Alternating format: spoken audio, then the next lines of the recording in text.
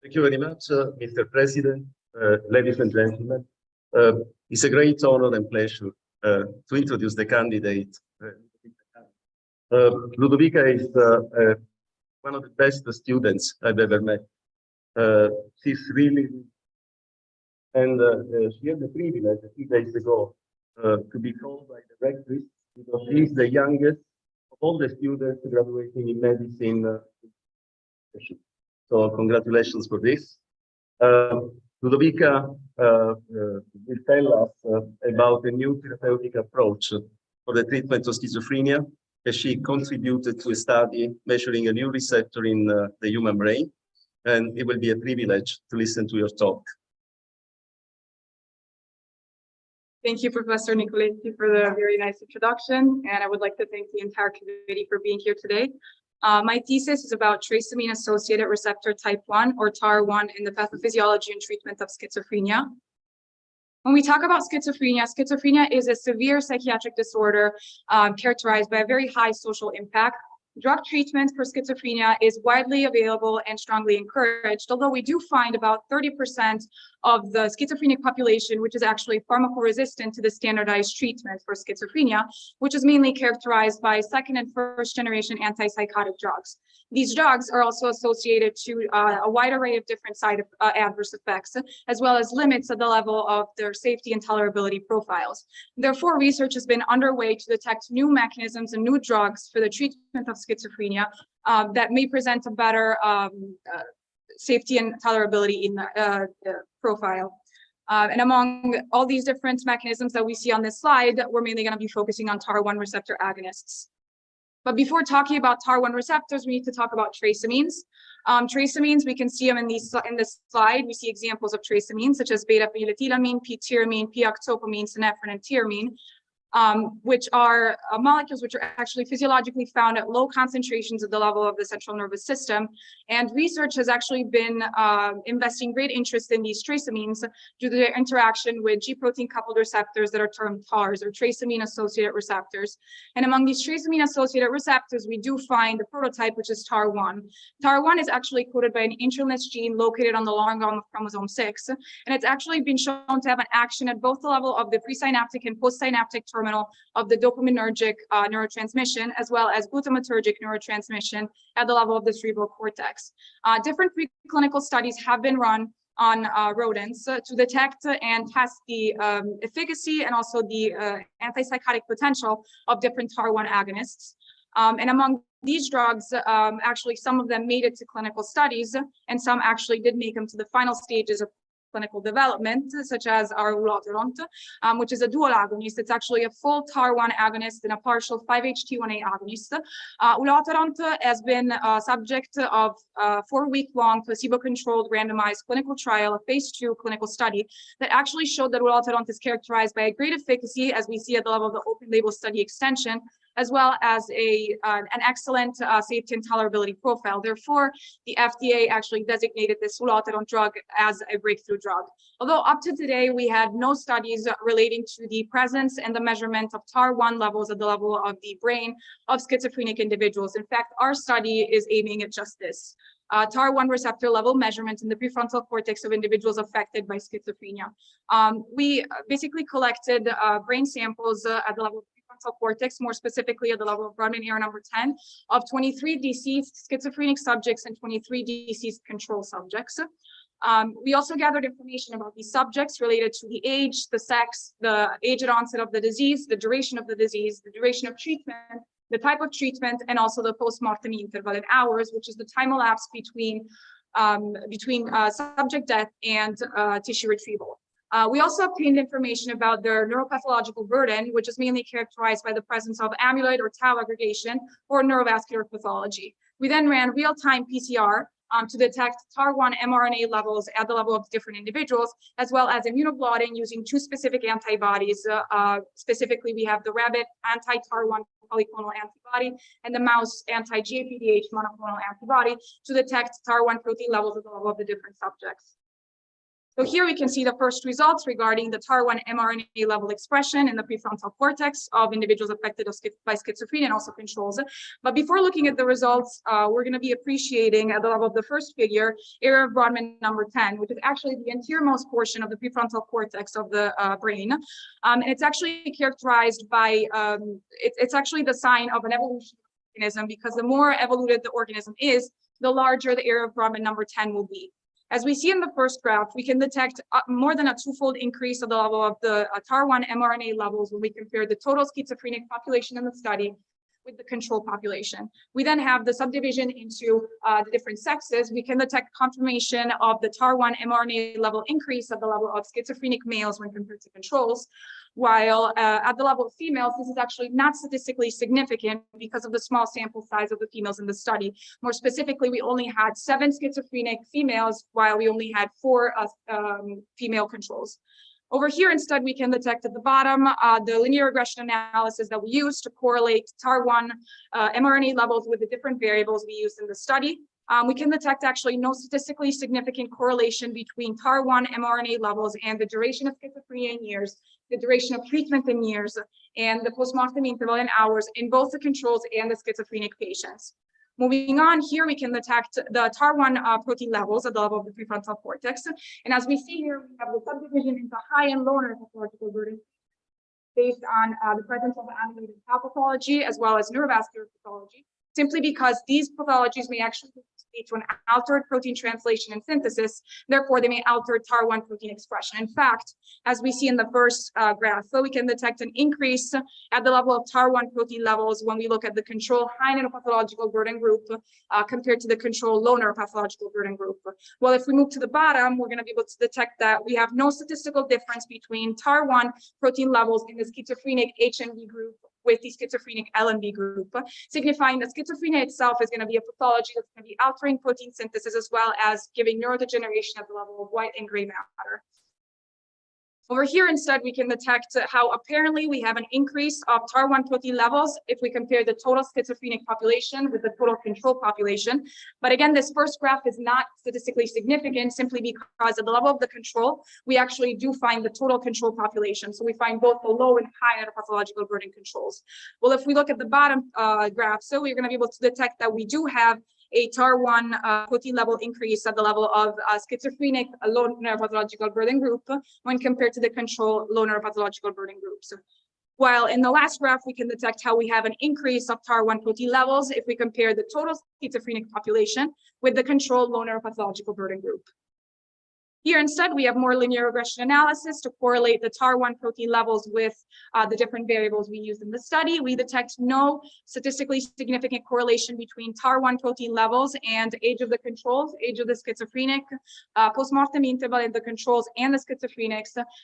And interestingly enough, we actually do detect an increase in TAR1 protein levels at the level of subjects that were administered second-generation antipsychotics when compared to first-generation antipsychotics. Although this data needs to be taken with caution because of the small sample size, especially of the individuals administered first-generation antipsychotics. And lastly, we can detect that we have an inverse relationship between TAR1 protein levels and the duration of treatment in years. Therefore, given all our data, we can conclude that TAR1 activation does represent a valuable strategy for the treatment of schizophrenia. TAR1 agonists, such as ulotaront, which I've previously mentioned, are actually in the final stages of clinical development and got designated by the FDA as a breakthrough drug given their great efficacy and their excellent profile of safety and tolerability. In our study, we have found that TAR1 mRNA and protein levels are actually found upregulated in the prefrontal cortex or Brodmann area number 10 of individuals affected by schizophrenia with respect to non-schizophrenic controls. The increase in TAR1 levels, as we saw in the last graph, is actually inversely related to the duration of antipsychotic medication, and therefore should not be a consequence of drug treatment, but a consequence of the pathology itself. In fact, the upregulation of TAR1 levels at the level of schizophrenic brains may represent a compensatory mechanism aimed at restoring the balance between glutamatergic and dopaminergic transmission in the prefrontal cortex. In conclusion, our data fully supports the development of TAR1 agonists in the treatment for schizophrenia. Thank you for your attention.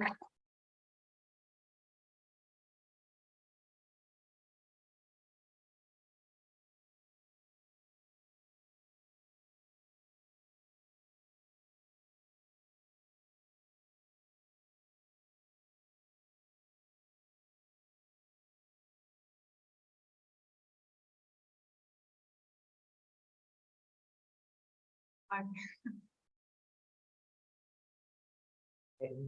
congratulations, amazing work. Surprised that I read something about it recently. Just a small question. I didn't catch the difference between first generation antipsychotic and second generation antipsychotic. You remember, since it's a strange dichotomy, so I didn't catch the data. Oh, First treatment with first generation. yeah. Or just- Okay. So yeah, we actually found in our study that individuals that were administered second generation antipsychotics actually did express an increased level of TAR1 levels when compared to first generation antipsychotics. But again, this needs to be taken with caution since the small sample size of the individuals, especially that first generation antipsychotics, because of the sample size. Yeah. Thank you. Thank you.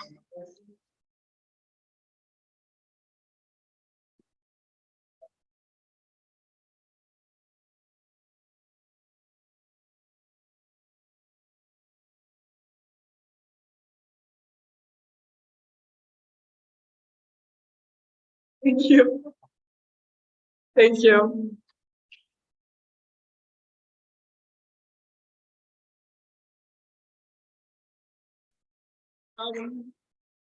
Prova. Prova. Ora sì, ha detto di sì.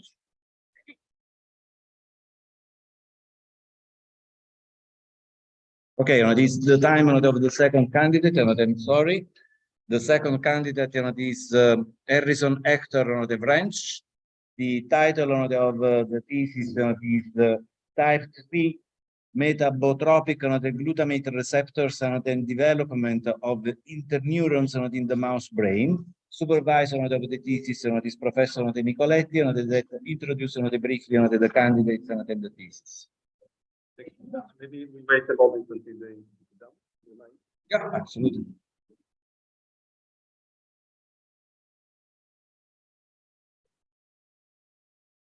Yeah, I can tell. So thank you again. I think it's a great pleasure to introduce Harry. Harry is a very bright student, also very lovely man. So it has been a great pleasure to work with you. Harry is interested in developmental disorders. And they play a key role, fundamental role in the pathophysiology of these disorders. So it's been involved in a study, regulation of the development of interneurons, and it will be a pleasure to listen to you. Please. Good afternoon, everybody, and welcome here today. I'm going to be talking about type 3 metabotropic. Harrison, I'm going to be talking about this is also another technical problem because you are very tall. And so if you can you hear me? so if you want to be on TV, you have to stay a little bit. Tudor, volete? Ok. Then I can't talk. Tudor, volete aiutare un pochettino invece di chattare? Okay. Okay. Welcome, everybody. Good afternoon. My name is Harrison Wrench, and I'm going to be talking about type 3 metabotropic glutamate receptors and development of interneurons in the mouse brain. My supervisor was Professor Ferdinando Nicoletti. So what are interneurons? Well, 70% of cortical neurons are pyramidal cells. The 20 to 30% remain make up GABAergic inhibitory interneurons. 70% of these derive from the medial ganglionic eminence, 40% being parvalbumin positive and 30% being somatostatin positive. The somatostatin positive interneurons, made up of Martinotti cells, project to the terminal dendrites of pyramidal cells in layer 1 and layer 2 of the cortex, while parvalbumin positive interneurons project to the axonal body and proximal dendrites of pyramidal cells. Generation of hippocampal gamma oscillations is dependent on synchronized inhibition by these GABAergic inhibitory interneurons. Specifically, parvalbumin positive interneurons are thought to play a crucial role in the coordination of time spiking of excitatory pyramidal cells, particularly in frequency of 30 to 50 hertz. In fact, causal disruption of parvalbumin positive or somatostatin positive interneurons impairs the generation of slow gamma oscillations. And parvalbumin positive interneurons have been found to have hyperfunctioning NMDA receptors on their dendrites, defective synapses between glutamate neuronal axons and GABA interneuronal dendrites, which leads to a faulty glutamatergic information arriving at GABA inhibitory interneurons. And something that we found very interesting is when we antagonize the NMDA receptors with chemicals like ketamine and phencyclidine, we find that phenotypical traits present that are very similar to neurodevelopmental disorders, such as the positive, negative, cognitive, and affective symptoms of schizophrenia. So in the progress of this field of research, one of the most important things is finding receptors that have the capability of a targeted therapeutic approach. And one such receptor is the metabotropic glutamate 3 receptor. Unlike its ionotropic counterparts, the metabotropic glutamate receptor is a G protein coupled receptor, coupled to GI or GO, which inhibit adenyl cyclase, which reduce cyclic AMP production from ATP. This beta subunit also activates the MAPK and PI3K pathways, which have a role in neuronal migration and modulation. The mGlu3 receptor exists both presynaptically and postsynaptically, and it also exists on astrocytes, where its activation leads to the production of neurotrophic factors. We found genetic polymorphisms in the gene that codes for mGlu3 receptor. It's been associated with schizophrenia, in particularly reduced performance in cognitive tasks. And we see on the bottom left here on the screen, in postnatal days 3, 10, and 21, we can see an abundance of the early expression of mGlu3 receptors in the postnatal brain, confiding in the known reality that schizophrenia is an early neurodevelopmental disorder. So in this study, mice were killed at postnatal day 1, 9, 21, 30, and 75, biochemical and immunohistochemical analysis. We studied the RNA levels encoding for peptides containing interneurons, ARX, subunits of GABA-A and NMDA receptors, and GAD65 and 67 were analyzed by real-time PCR, whose values were normalized by the transcript of the transferrin receptor. Immunoblotting by Western blot, separation by electrophoresis, transfer, and staining by primary and secondary antibodies allowed us to analyze proteins and discuss the levels of parvalbumin and the GLU-N1 subunits of the NMDR receptors. And perineuronal nets was also analyzed using immunohistochemical analysis in the prefrontal cortex and the somatosensory cortex. The aim of this project was to establish whether the lack of these metabotropic glutamate 3 receptors influences the expression of biochemical and structural markers of cortical interneurons across postnatal development. So what did we find? Well, in postnatal day 1, we found a reduction in the alpha-5 and the delta subunit of GABA-A receptors, a reduction in ARX, somatostatin, and VIP, vasointestinal protein, peptides, sorry. Parvalbumin is not included in postnatal day 1 because it starts to appear in day 4 and day 5. What's of particular importance in this graph is the reduction in ARX, the transcription factor aristolase, which is, has a huge role in the early and effective migration of both somatostatin positive and parvalbumin positive interneurons.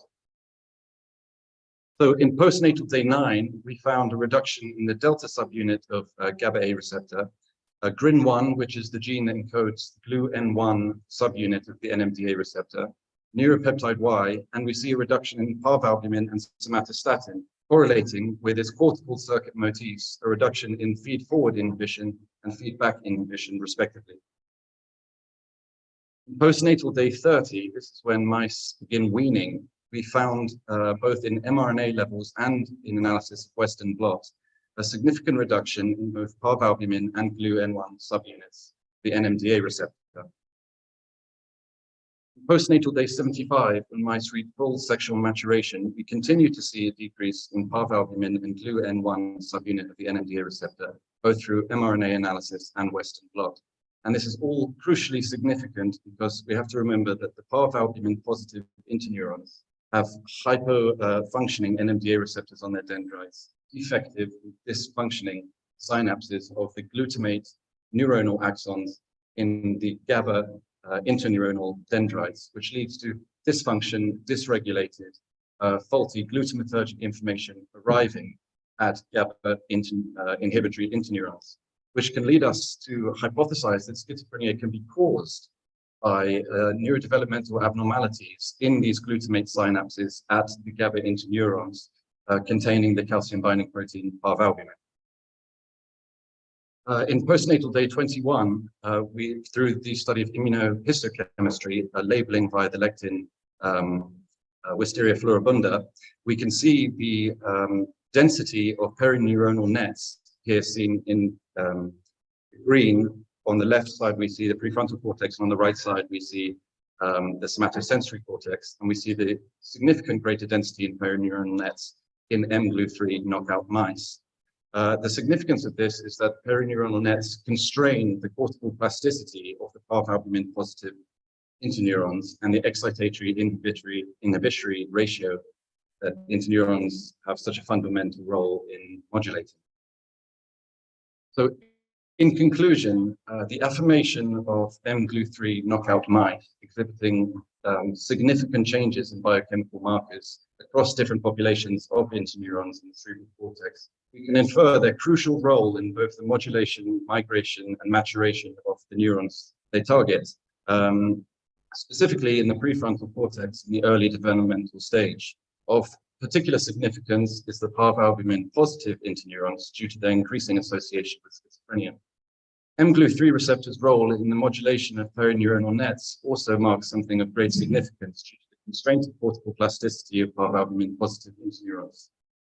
All of this evidence leads us to believe that there's strengthening in the glutamate hypothesis of schizophrenia. And we can see this by polymorphisms in the gene encoding for mGlu3 receptors. We see phenotypic traits typical of neurodevelopmental disorders such as schizophrenia.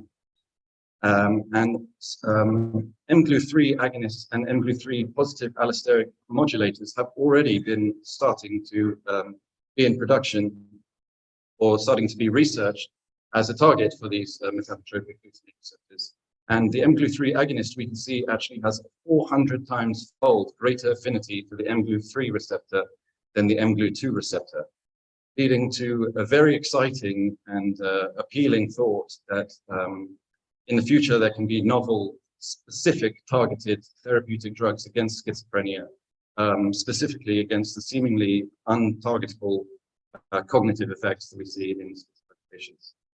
So I would like to say a very special thank you to Professor Nicoletti, not only for having me as a thesis student, but him and his team have discovered the metabotropic glutamate receptor themselves and contributed to probably over 50% of all the literature attributable to it. So I wouldn't be here talking about the future of schizophrenic treatment and novel therapeutics without his significant contribution to science and medicine in general. So thank you, and thank you everybody for listening.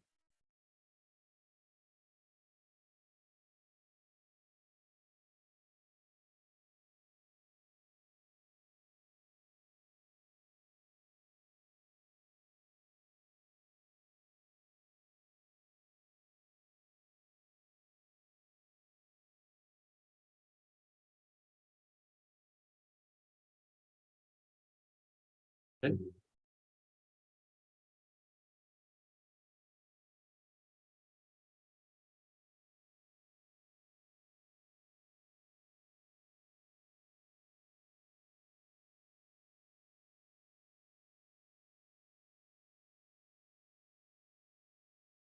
Well, one of the primary problems in the treatment of schizophrenia is that it's only treated after the primary diagnosis, which comes at the age of 17 or 18, first psychotic episode. So with analysis and genotyping and revealing dysregulation in metabotropic glutamate 3 receptors would allow us to treat schizophrenia at a much, much earlier stage before the episode of primary first psychotic event.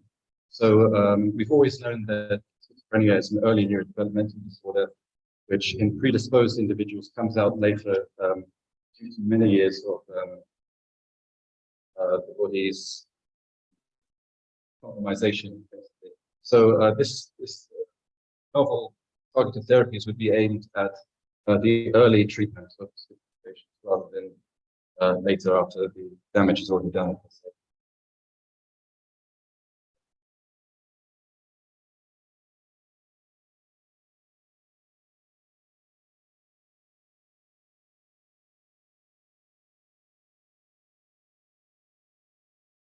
Thank you.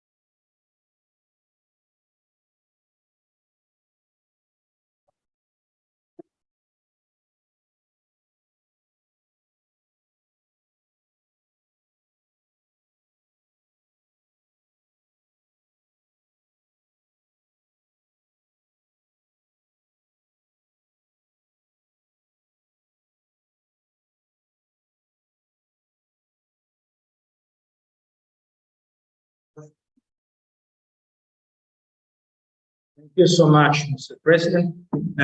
It's an honor for me. Delighted to introduce Fabrizio Cola, one of our best students. He joined our team about 1 year ago, and he focused on a topic which is very important today, not just in medicine, but in particular in our branch, which is surgery. And I have to thank also two research groups that collaborated to this work, which are the group of Professor Muscaritoli and Professor Muffino, who join us in this research. So it will focus his talk on a particular question on adipose and on adipose tissue, the subcutaneous and the visceral fat, and the changes in the fat that actually undergo after surgery. So the question is, do these changes in the adipose tissue affect in some ways the postoperative course, the complication after surgery in the cancer patient? So I welcome to the podium. Hear me?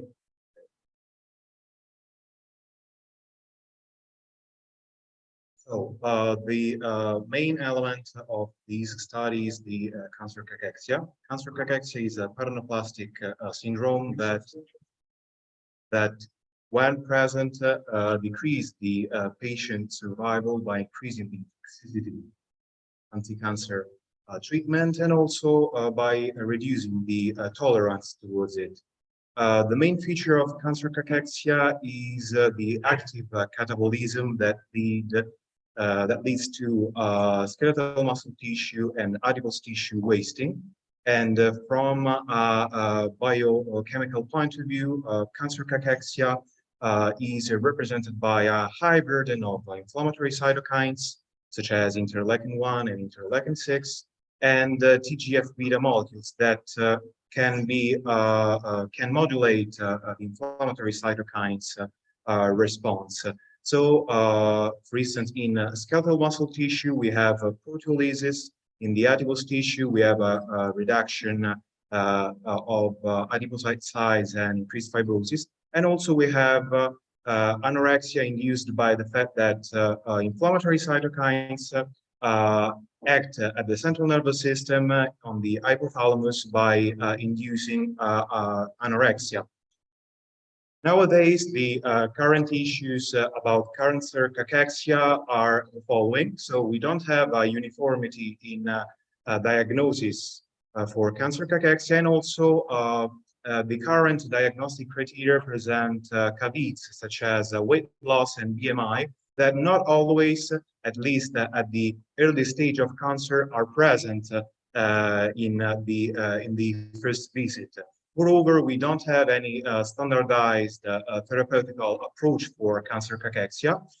In this context, it is worth saying that two trials are going on, the IMPACT-ORAL trial and the MANAC trial.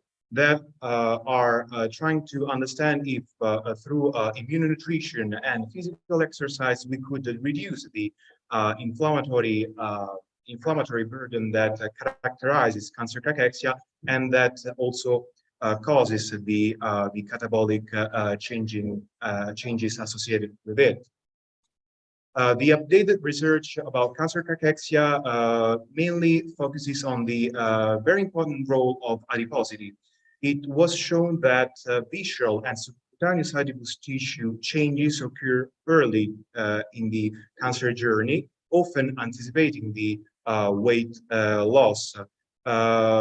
Moreover, more specifically, these changes are about the reduction in cross-sectional area of adipocytes, also because we have an increased rate of lipolysis. We have a decline in surface area in centimeters squared of visceral and subcutaneous adiposity, and also the physiological role and aspect of adipose tissue is decreased due to the fact that we have an increased fibrosis of this tissue due to the increased synthesis of extracellular matrix components such as fibronectin and collagen 1 and 3. Moreover, it is very important to say that it was shown that for pancreatic and colorectal cancer, a decrease in surface area of visceral and adipose tissue is linked to patient survival, whereas for gastric cancer, the subcutaneous adiposity is more associated with the patient prognosis. So with these concepts in mind, we aimed at understanding if changes in subcutaneous and visceral adiposity in gastrointestinal cancer patient with and without cachexia diagnosis is associated with post-surgical complication for tumor resection at 30 days.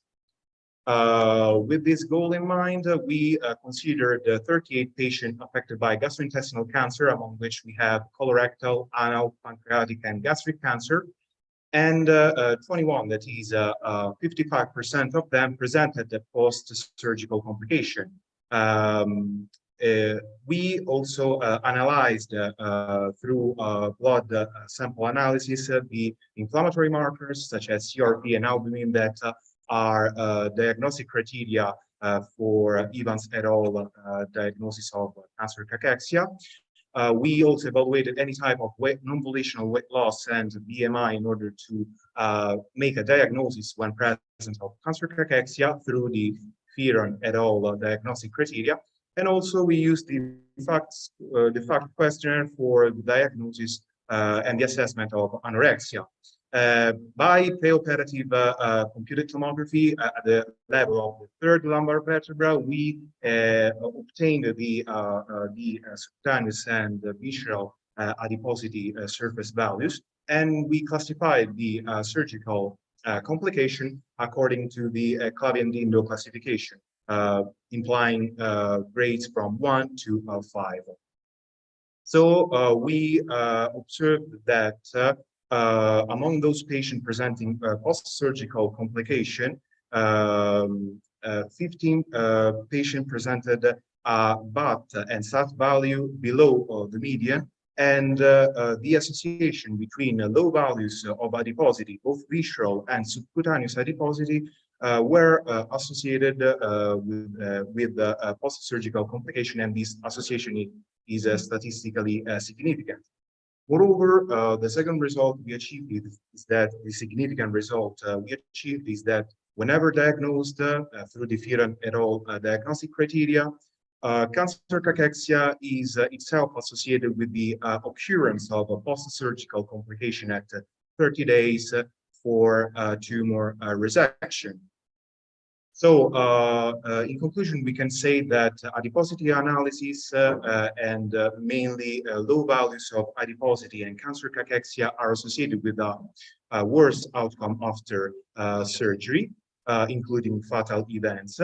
And we can also say that adiposity analysis could be a valuable tool in the multidisciplinary oncological teamwork for evaluating the risks and benefits of surgery in gastrointestinal cancer patient with or without a diagnosis of cachexia. Moreover, we can say that visceral adiposity can also help to solve the caveats and the problems related to cancer cachexia diagnosis. Moreover, in order to give more credit and confirmation to the study we have done, we should say that larger sample size is needed with also control cases. And also, it would be very interesting to understand and analyze the behavior of each type of gastrointestinal cancer its possible association with post-surgical complication. So future studies also should be based on other variables such as comorbidities, possibly chronic kidney disease and cardiopathy, but also on the presence of neoadjuvant treatments such as radio, chemo, or chemoradiotherapy, since the chemotherapeutical agent such as, for instance, irinotecan can induce those signaling pathways that are shared with inflammatory cytokines that therefore lead to skeletal muscle proteolysis and adiposity wasting. And with that, I thank all of you.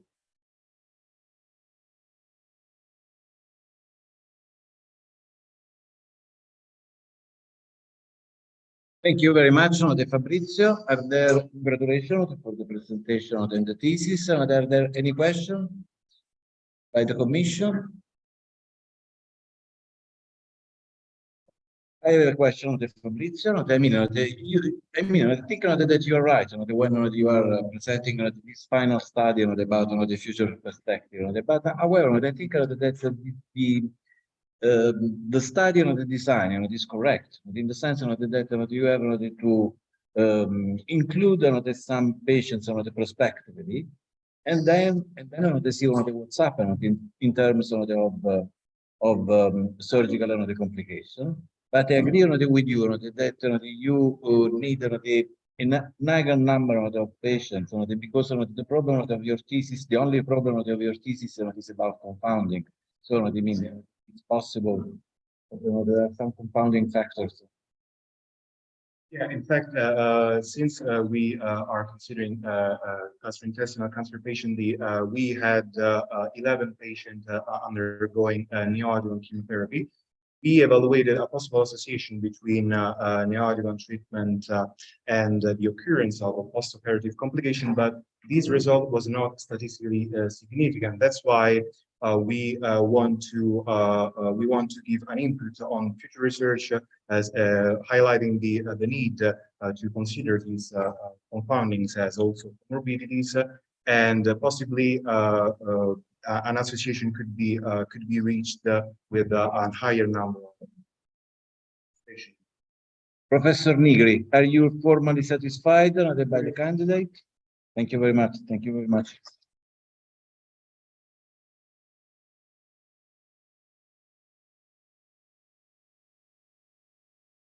The next candidate is Aurora de Labbro Francia. Aurora de Labbro de Francia is presenting the thesis Heart Failure Treatment and Implementation and Optimization, a review of literature and our experience. The supervisor of the thesis is Professor Paolo Severino. Please, the professor, introduce briefly the candidate and the thesis. Thank you very much.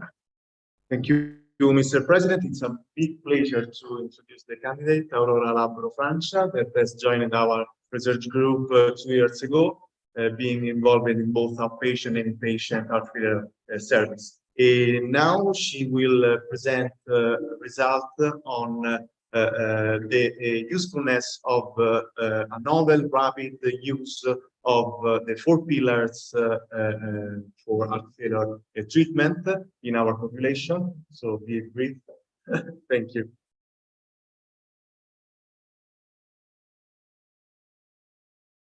Professor Severino for the presentation, and good afternoon to everyone. Okay. Heart failure, as we know, is a complex clinical syndrome characterized by structural and functional impairment at the level of the heart. However, we know that in reality, the whole story is even more complex than that, considering that this clinical syndrome tends to affect, in reality, all the major organs of our body, including, for example, the lungs, kidneys, and liver. Heart failure has been defined as the cardiovascular epidemic of the 21st century, and this definition alone gives us an idea of how huge of a burden heart failure represents. In fact, in terms of mortality, it is the second most common cause of death in the adult population, second only to lung cancer. It is in fact characterized by an extremely high mortality rate, equal to 20% 1 year from diagnosis and 45% at 5 years from diagnosis. Apart from mortality, anyway, the other major issue afflicting these patients relates to heart failure hospitalization, which is an extremely frequent event, actually the most common cause of re-hospitalization and hospitalization for patients aged over than 65 years. We see that, importantly, re-hospitalization tends to occur within the very first few months post-hospital discharge. In that period, which is known for this reason as the vulnerable period. This is of relevance because, as we can see from the diagram below, each acute event, so each heart failure hospitalization, basically leads to a further derangement in the already compromised myocardial function, therefore feeding a vicious cycle in which patients' conditions worsen further and further. Definitely, some striking news came in 2021 with the most recent European Society of Cardiology guidelines, which introduced the now very well-known fourfold therapy based on the 4 pillars, which are the renin-angiotensin-aldosterone system inhibitors, especially ACE inhibitors and ARNI, beta blockers, mineralocorticoid receptor antagonists, and the newest and great addition, which are the SGLT2 inhibitors. Guidelines strongly recommend the use of all 4 drugs because all 4 of them have been shown extensively throughout all the major trials to be beneficial for these patients. Nevertheless, despite the great advancements allowed by these recent guidelines, we should acknowledge the fact that some gaps are yet to be filled. For example, if we consider the fact that guidelines do not really tell us in which order we should introduce the disease modifier drugs, nor in which way we should implement treatment. So to say it in a few words, they do not tell us much about the sequencing strategy to be followed upon treatment initiation. The other important thing, which is not highly stressed by guidelines, but which is instead of huge relevance, is the fact that all the major trials have shown that these drugs not only work, but they work at lower dosages, at starting dosages too. And this is a bit in contrast with the popular belief according to which this drug need to be maximally uptitrated to maximally patient-tolerated dosages before being beneficial. The other important point, which has been shown by all the major trials, is the fact that these drugs work early on from treatment initiation in a time frame going within 2 to 8 weeks, depending on the specific molecule that we take. So taking on all these details together, we suggest a new, rapid, guideline-directed medical treatment sequencing approach be compared with the more conventional sequencing strategy, whereby more conventional, we intend the approach most widely used in clinical practice. The conventional approach, as we can see from the diagram, relies on a stepwise introduction of the 4 classes of drugs, proceeding in what we could call an historical order. So going from the first drugs to be associated throughout the several trials to be beneficial in their failure setting, reaching the latest addition, which are the SGLT2 inhibitors. So we would start from an ACE inhibitor or angiotensin receptor blocker, then add a beta blocker, then a mineralocorticoid receptor antagonist. Then we would be able to switch the previous RAS inhibitor with an ARNI. And lastly, we would add the SGLT2 inhibitor. Not only such a conventional approach relies on this stepwise implementation, but the other major point it relies on is the fact that before proceeding to the following step, we would first need to maximally uptitrate the previous one. So for example, before introducing a beta blocker, we would first need to maximally uptitrate the RAS inhibitor. And only then, only upon this maximal titration, we will be able to proceed to the following step, and so on and so forth for all these steps. So it goes without saying that such a sequencing strategy is quite time consuming. And in fact, it has been shown to require at least 6 months, but in many cases, even more than that, in order to reach a fully optimized medical treatment. So for this reason, we decided to suggest this rapid sequencing strategy, which is based on the prompt simultaneous in-hospital introduction of all 4 classes of drugs. And we compared the 2 approaches in terms of our primary endpoint, which is a composite of cardiovascular death and heart failure rehospitalization, and 2 secondary endpoints, which are the single events constituting the primary endpoint, so cardiovascular death and heart failure rehospitalization, taken separately. Our study is a prospective observational study with a total of 302 patients discharged from the cardiovascular disease unit of our polyclinic with a diagnosis of heart failure with reduced ejection fraction. Out of these, 278 underwent a 6-month follow-up. 139 were treated with the conventional approach, whereas the other 139 with our rapid sequencing approach. As we can see from the table, the 2 groups were basically comparable in terms of baseline characteristics. For what regards the results, there were no significant differences between the 2 treatment strategies in terms of primary endpoint and cardiovascular death, therefore meaning that basically they're equally effective in reaching the primary endpoint and in cardiovascular death risk reduction. However, significant differences were shown in terms of heart failure rehospitalization, where our rapid sequencing approach was associated to a significantly lower rehospitalization risk compared to the conventional approach. And this is also shown through the Kaplan-Meier curves, where in blue we have the new sequencing approach and in green the conventional strategy. So in conclusion, first of all, we should acknowledge the fact that our study has some limitations, including the fact that our study sample is quite small and the follow-up time is quite short. Nevertheless, our study is an ongoing study with ongoing follow-ups, therefore our results should be taken as preliminary results. These preliminary results tell us that at a 6-month follow-up, the 2 treatment strategies proved to be equally effective in terms of primary endpoints and in terms of cardiovascular mortality reduction. However, remarkably, our study did show significant differences for what regards the heart failure hospitalization, showing how this rapid sequencing approach significantly reduces the rehospitalization risk, again, at a 6-month follow-up. And this is of relevance, considering what we said at the beginning, which is that it is actually those very first few months post-hospital discharge, the ones to be associated with the greatest risk for heart failure hospitalization. And so our study underlines the importance of a rapid approach in targeting such a vulnerable period, keeping in mind that we're dealing with extremely delicate patients for whom time represents a very precious resource. I take the chance to thank Professor Severino, my co-supervisor, Dr. Andrea D'Amato, for the huge chance and honor that it has been for me to work with them. Thank you.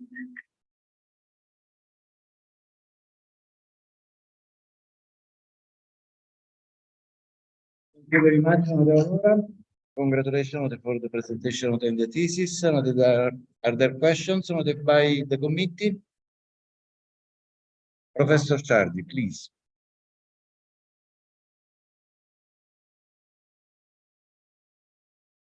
Congratulations. I'd like to ask you if there is some selected patient that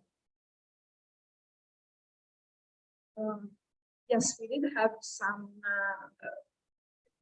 criteria, which included patients under 18 years of age, pregnant patients, and patients, let's say, in a very advanced stage of disease, for example, a list for heart transplant. I have a question, Aurora, because you mentioned in the thesis and in the abstract, but you did not mention during the presentation of the use of the propensity score. Congratulations, Professor Severino. Can you give to the committee the simple the definition, in your opinion, of propensity score, and why it is important?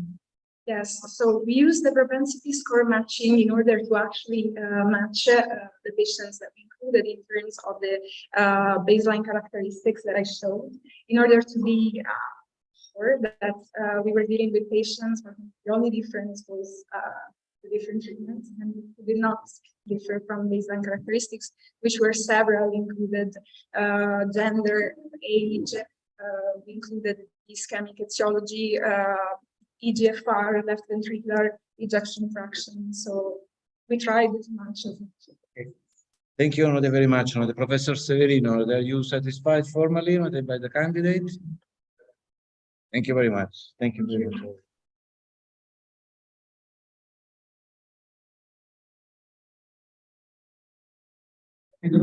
Is the next the candidate. Oridrori is presenting a thesis. The title is Correction of Irregular Astigmatism with the PRK technique following the perforating keratoplastic for patients with the keratoconus. Professor Spadea is the supervisor of the thesis and introducer of the candidate and the work of the thesis. Thank you very much, Professor. Thank you, Mr. President. Sometimes after penetrating keratoplasty, the treatment of the keratoconus and high regular astigmatism, therefore the patient are not satisfied with the spectacle of counterless correction, and they must be submitted to an excimer laser treatment. We experimented these cases, particular strategy of ablation, called topographically guided transepithelial one-step contact PRK. Please on. Thank you, Professor Villery. Thank you, Professor Spadea, other committee, and everyone here. So I'm going to be presenting my experimental thesis on the correction of highly irregular astigmatism with the PRK technique following penetrating keratoplasty for patients with keratoconus. So keratoconus is a type of corneal ectasia where there is thinning and irregularity of the cornea that achieves a cone shape. PRK, or photorefractive keratectomy, is a type of laser procedure that's supposed to correct astigmatism or myopia and hyperopia.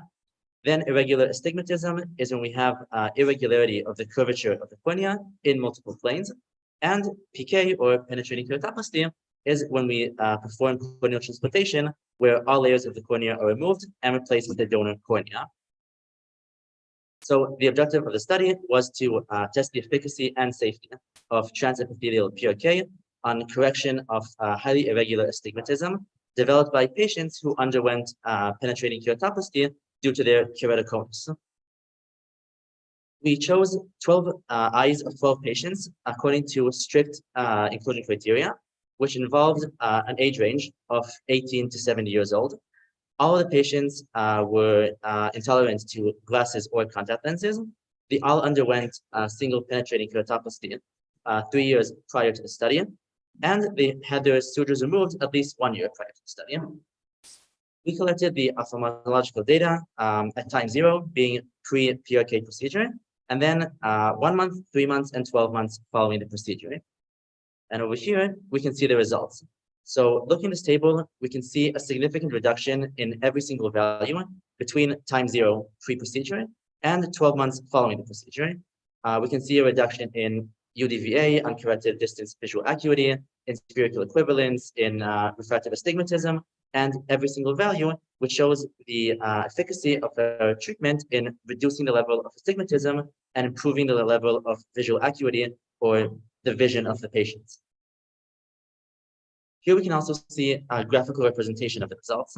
So we see a reduction in every single value, which shows the efficacy of the procedure in reducing the level of astigmatism, except in spherical equivalence, the SEQ on the top right of the page, where we can see an increase, which also coincides with the results of our study, because as spherical equivalence approaches 0, this means that less power is needed to correct the level of astigmatism, and this means that the patient can see better and his vision is overall improved. Our study also tested the correlation between SIMK, or simulated keratometry, with SRS, the subjective refractive astigmatism. So also here, we can see on the left, T0 being pre-procedure and T3 being 12 months post-PRK. And we can see that there's a significant reduction in the level of subjective astigmatism, meaning that also here, the patients could see much better and their visual acuity and level of astigmatism improved significantly 12 months after the procedure. So overall, we can say that we prove the significance of improvement of visual acuity and level of astigmatism with long-term safety and efficacy of the procedure, with no epithelial or stromal defects following the procedure. What we can see in the table over here, we can compare image A, which is the axial map pre-procedure, with image C, which is the axial map 12 months after the procedure, where the brighter colors in the center in image C show us that the abnormality was corrected or improved, which is a proof of that this treatment was successful and we reduced the level of astigmatism. In image B, we can see the expected ablation map pre-procedure, and image D, we can see the achieved ablation map after the procedure, meaning that since image D is very similar to image B, we achieved the results that we expected pre-procedure, which proves the successfulness of what we did. So in conclusion, we can say that we proved the efficacy, safety, and stability of the PRK technique in the correction of highly irregular astigmatism for patients who underwent penetrating keratoplasty due to their keratoconus. The limitations the study had were a relatively small sample size. We only had 12 eyes of 12 patients due to the rarity of the disease, and a relatively short follow-up period of only 12 months. So we could say that with a longer follow-up time, we could see some level of regression, but for the time being, and with the relatively short follow-up period that we had, we did prove the efficacy and the safety of the treatment, and we can say that the no-touch PRK technique has a significant improvement in the level of astigmatism in this population. So I want to say thank you to everyone, specifically thank you to Professor Spadea for having me in the clinic for the last 2 years, teaching me, having me in the surgeries. It's been a pleasure, and thank you, everyone.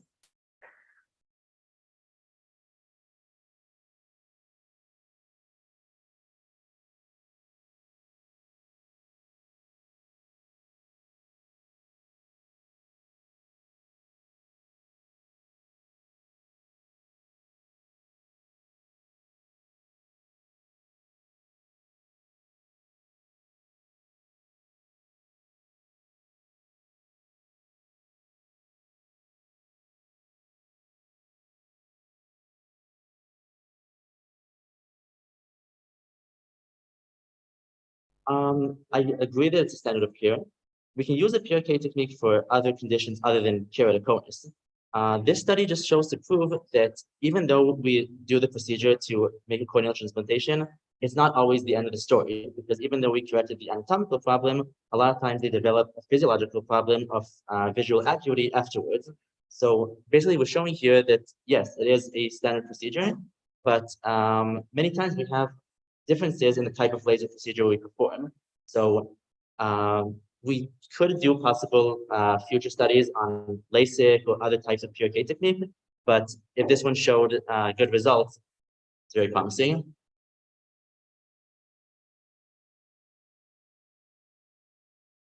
Thank you.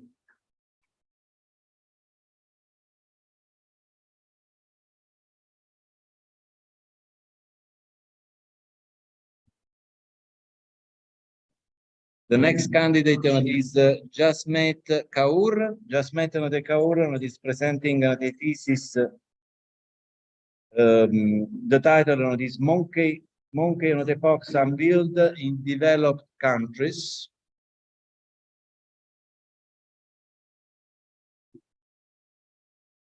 Insights from a compelling compilation of case reports. The Professor Tamaro is the supervisor of the thesis, and please introduce the candidates and the work. Thank you very much. President, and good afternoon, everyone. And it's a very pleasure for me to introduce Kaur Jasmeet, and she is from India. And she is going to present a thesis about monkeypox, and is an interesting case just a few cases about these monkeypox. So enjoy your presentation.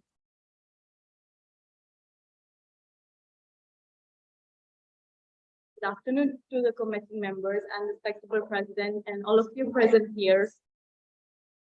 And a special thanks to my professor Antonella Tamaro for giving me such a novel topic about monkeypox, which was declared as a pandemic last year by WHO. And first of all, what is monkeypox? It is an infectious disease caused by monkeypox virus, which is a double-stranded DNA virus belonging to orthopox virus family. The first ever monkeypox case recorded was in 1970 in Congo, and since then, this infection has been endemic only in Central and Western African countries. However, there has been a recent outbreak in non-endemic countries since early May 2022. So due to the rising cases worldwide, WHO declared the monkeypox as a public health emergency of international concern in July 2022. There are two different strains of monkeypox virus, Central African strain and Western African strain. The Central African strain is associated with a more severe disease, high transmissibility, and a higher mortality rate compared to the Western African one. And the transmission of the virus could be from animal to human or human to human. Animal to human transmission is mainly seen in endemic countries, which could be through bites, scratches, or coming in contact with the body fluids of the infected animal. However, human to human transmission is the main mode of transmission seen in this new pandemic, which can be through respiratory droplets, through direct contact or close contact or sexual contact with an infected person. Okay. And the replication cycle of the virus is similar to any other double-stranded DNA virus. The typical killing course of this monkeypox virus is constituted by an incubation period of 4 to 21 days, after which these non-specific symptoms like fever, lymphadenopathy, and myalgia appear. And 1 to 3 days after this, a typical disseminated vesiculopustular rash appears all over the body, starting from the face and spreading to the body. It starts as macules and then progresses to papules, vesicles, pustules, and scabs. And then these scabs fall off, leaving hypo or hyperpigmented areas underneath. And after this period, the person is not considered infectious anymore. However, apart from that typical picture, these atypical presentations are seen during this new outbreak, especially genital lesions, perianal lesions, proctitis, and rectal pain, along with other features seen here, which affect various organs of the body. With our study, we aim to document and analyze original case reports in collaboration with Sant'Andrea Hospital and Spallanzani Hospital of Rome, providing detailed insights into clinical presentation, management, and outcomes of these cases. And only PCR-confirmed monkeypox cases were recorded. This is our case 1, which was a 28-year-old male who had a complex medical history of HIV infection and multi-drug resistant tuberculosis. And he had a sexual history of where he had a sexual encounter with a male partner 2 weeks ago. His initial symptoms were painful bilateral inguinal lymphadenopathy with difficulty in urination and asthenia, along with fever. And a few 2 days after these initial symptoms, there was the appearance of vesiculopapular lesions on his genitals and upper limbs. So the PCR on the skin swab from these lesions turned out to be positive for monkeypox. And over the course of next 5 to 7 days, he had a worsening clinical condition with the rash that disseminated all over his body, mainly on face and front. And he also had superimposed bacterial infection. That's why we started with intravenous cidofovir, which is an antiviral for this patient. And we can already see after 7 to 8 days after the treatment, the lesions regressed completely. Here we can see the picture before the treatment, which was he had multiple papillonodular lesions all over his face, which also had superimposed bacterial infection and fluid vesicles on hands and legs.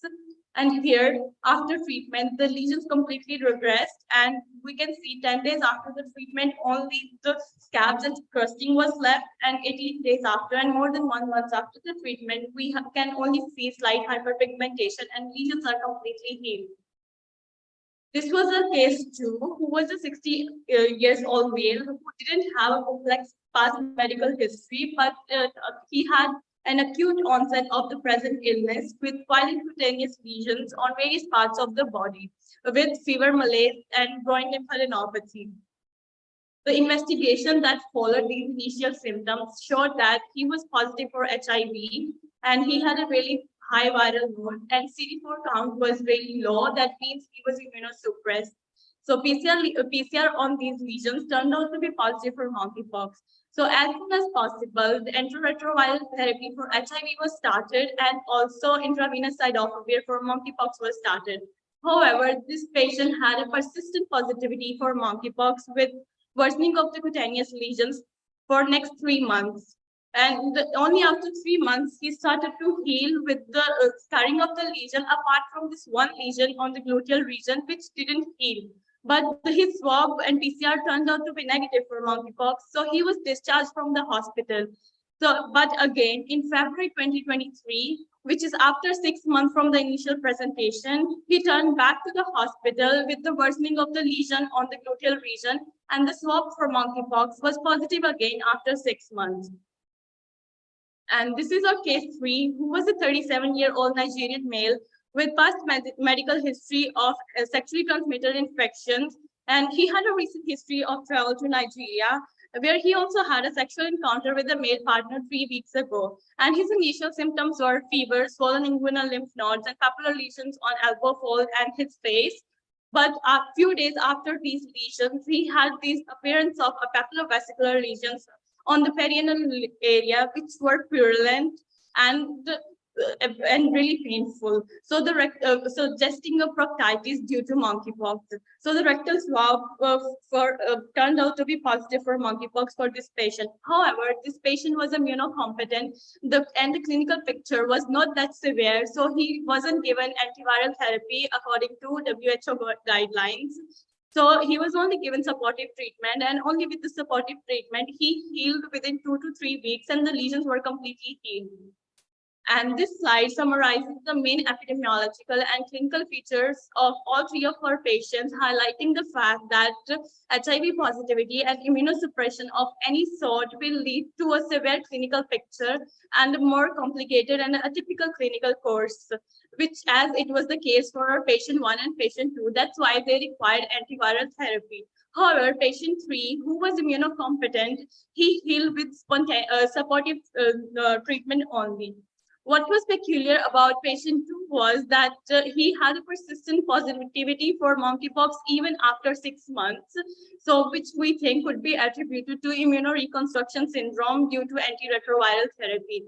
And another aspect that needs further investigation is the sexual mode of transmission of this infection, because as it is the case for all 3 cases, and also more than 90% of the cases that were reported in the literature during this 1 year, they supported this notion of sexually transmitted infection. Not only the epidemiology, but also the new clinical features such as anogenital lesions, also and presence of DNA in the body fluids such as seminal fluid also support sexually transmitted infection. And lastly, there is need for low threshold of suspicion for diagnosis because of the clinical variability of this infection and atypical features affecting various organs of the body. So not only dermatologists, but any clinician should be aware of these typical features for a timely and prompt diagnosis and treatment of the virus.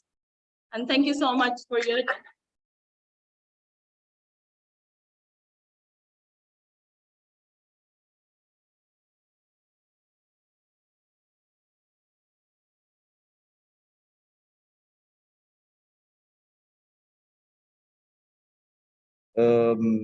Jasmine, just at the end, you ask if the monkeypox could be considered a sexually transmitted disease. In addition to the fact that you described 3 cases that there were, I think, homosexual, I think. Yes, yes. But in addition to that, do you think that it's a sexually transmitted disease, or the concept of sexually transmitted disease should be considered in a wider way? Yes, I think there is enough evidence suggesting that this could be a sexually transmitted infection, because more than 90, even 95% of the cases that I studied that were reported in these 1 year, because this pandemic started last year in May. So more than 95% of the cases had a history of high risk sexual behavior. And also, as I said, that the lesions were mainly anogenital, which were similar to any other sexually transmitted infection. So we think we need further analysis and further testing of the seminal fluid or other fluids of the body to make, because there is a lot of stigma around the sexually transmitted infection. So we need to categorize if it is a sexually transmitted infection or not, and also for isolation purposes. And Okay, Professor Tamaro, are you satisfied by the candidate? Thank you very much. Thank you very much. So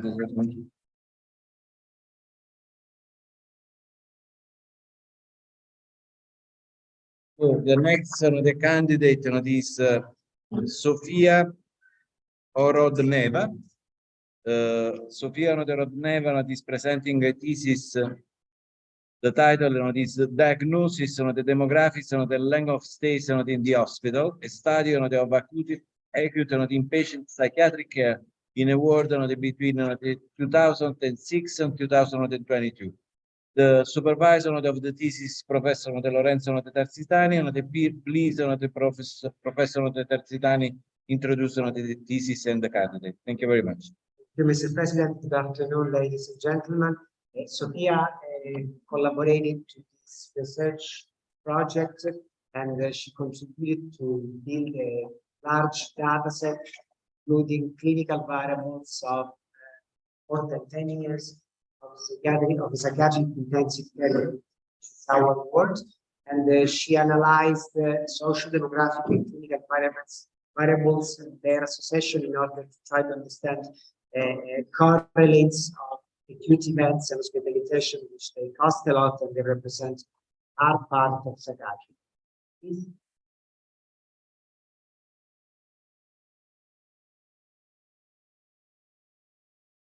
Good afternoon, everyone. So today I'm excited to present the results of a study that was conducted in the psychiatric intensive care units, in which I've been involved for over a year.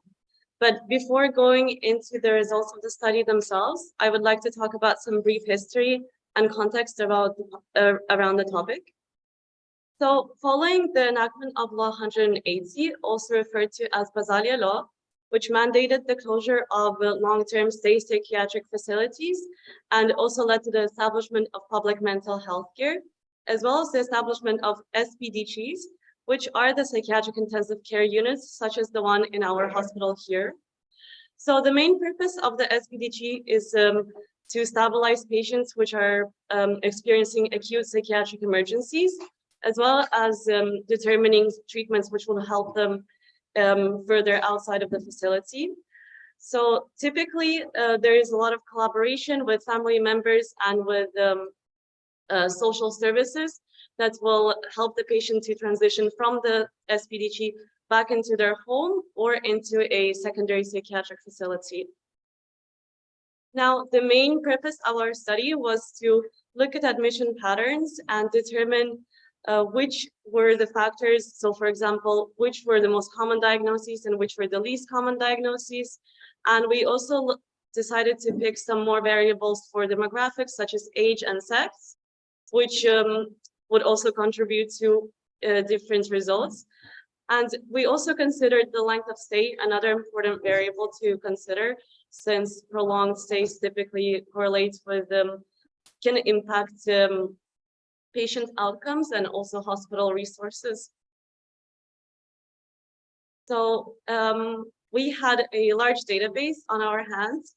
And so the diagnoses that were collected over this time were collected by experienced psychiatrists and psychiatry residents at the SPDG. And we had 16 years worth of data, so it was quite a lot. And so the way these diagnoses are obtained is through the use of the DSM-5, which provides the main guidelines for diagnosis, as well as the brief psychiatric rating scale and the SMART scale. And so our purpose was to find these specific diagnoses and divide them into 10 appropriate groups for better visualization of the data. So now moving on to the results section, as I mentioned earlier, we had a large sample size. So 4,547 individuals in total. And of these, a larger proportion was male at about 54%. And for females, it was just under 46%. On average, males tended to be younger at 39.23 years old than females at 42.65 years old. And the average length of stay was approximately 12 days. And on the table on the right, we can see the most prevalent diagnoses listed in order. And so we can see that at the top, we have psychotic disorders at just over 40%, followed by bipolar disorders and personality disorders, but with the lower percentages than that. Now I would like to go on to the figures which display the data better. So in this case, we have figures that are relating to the raw number of patients versus their appropriate age group. And we can see here that most of the diagnoses were, most of the admissions were in the 17 to 50 age categories, after which there is a decline in number of admissions. And specifically, this is well displayed in the psychotic disorders in blue. So we can see here that they remain quite stable across 17 to 40 to 50 years old, after which there is a decline in number of admissions. And this could be correlated through literature for the fact that typically acute phases of the disorder occur at a younger age, whereas in the older age, the negative symptoms prevail. Now, this graph shows specifically the proportions of different diagnoses and their appropriate age groups. And in this case, I would like to turn your attention to personality disorders, which are displayed in green. So personality disorders are the most common, the second most common diagnostic group in the 17 to 20-year-old age group. And we can see that at 30% approximately. However, with every subsequent age group, there is a decline in admissions with the personality disorders. And this is supported through scientific literature as well as prior studies, which correlates to the fact that although personality disorders remain active throughout their lives, the acute phases typically occur at a younger age, and then following that, there is a decline of acute phases, which explains the decrease in hospitalizations. Now, the next line chart displays similar results, but here we can visualize the trends better. And I would like to turn your attention to depressive disorders, which are displayed in yellow. And this shows a different trend from previously mentioned personality disorders. So we can see that in the youngest age group, so at 17 years old, we only have approximately 2 to 3% of admissions with depressive disorders. And although there's a rise, it is not very large throughout the middle years.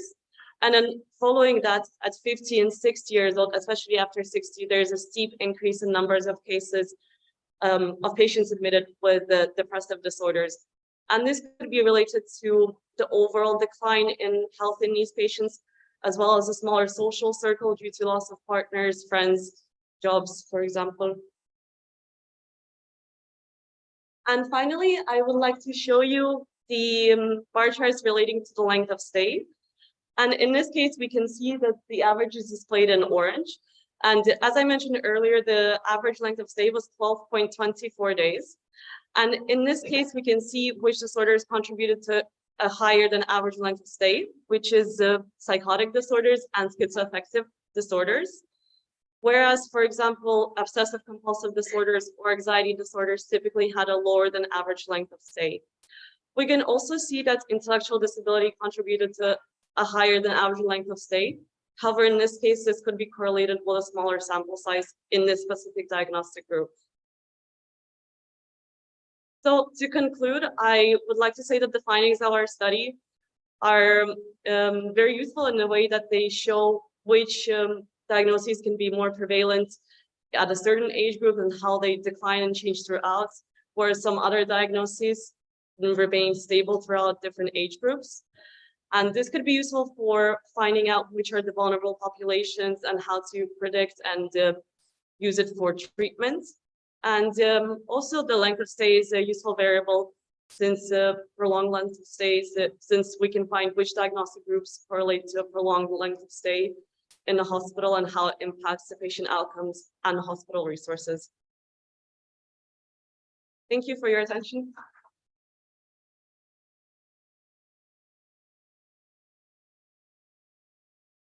Thank you, Sophia. Thank you very much for the presentation. Are there any questions by the committee? Otherwise, I have another question to Sophia. I think that I mean it's very interesting. I think that in your sample that it is very large, psychotic disorders and bipolar disorders are the most frequent one compared to depressive disorder. Actually, however, I do not think that it's possible to say that the first two disorders are more prevalent than the last one.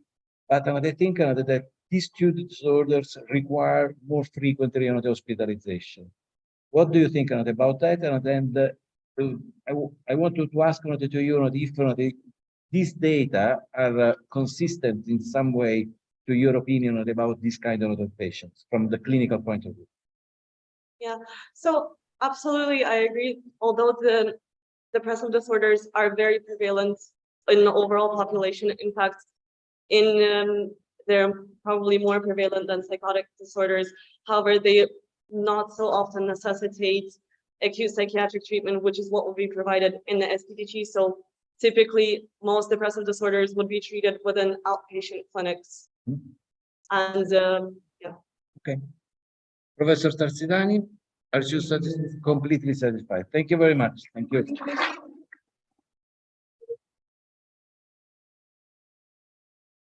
Next, the candidate is Giulia Zedda. Giulia Zedda is again presenting a thesis supervised by Professor Tarsidani. Consultation of the liaison psychiatry in a large general hospital, comorbid mental disorders and clinical management in patients with medical illness. Please, the Professor Tarsidani introduce the candidate and the thesis.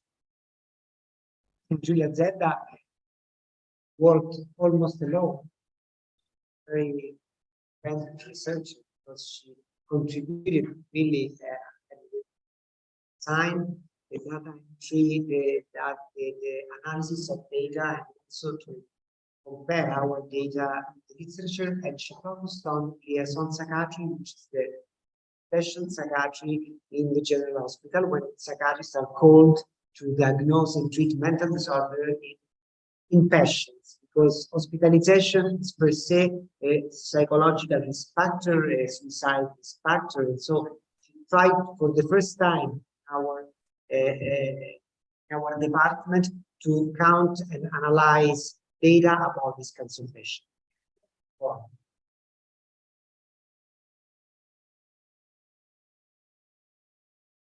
Good afternoon.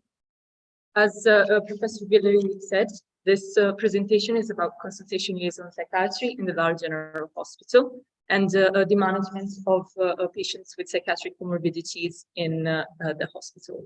Let us start with some definitions. Consultation psychiatry has the role of managing diagnosis and treatment in medical and surgical patients that have been hospitalized, whereas liaison psychiatry in particular is the interface between the hospital and medical, social, and community services. Medical mental multimorbidity is a very common occurrence. It involves, in some studies, over 30% of patients that have been admitted to the hospital. And it is responsible for an extensive cost, both for the hospital itself, in terms of increased length of stay and increased consumption of medical and economic resources, and for the patient in terms of delayed treatment and increased distress.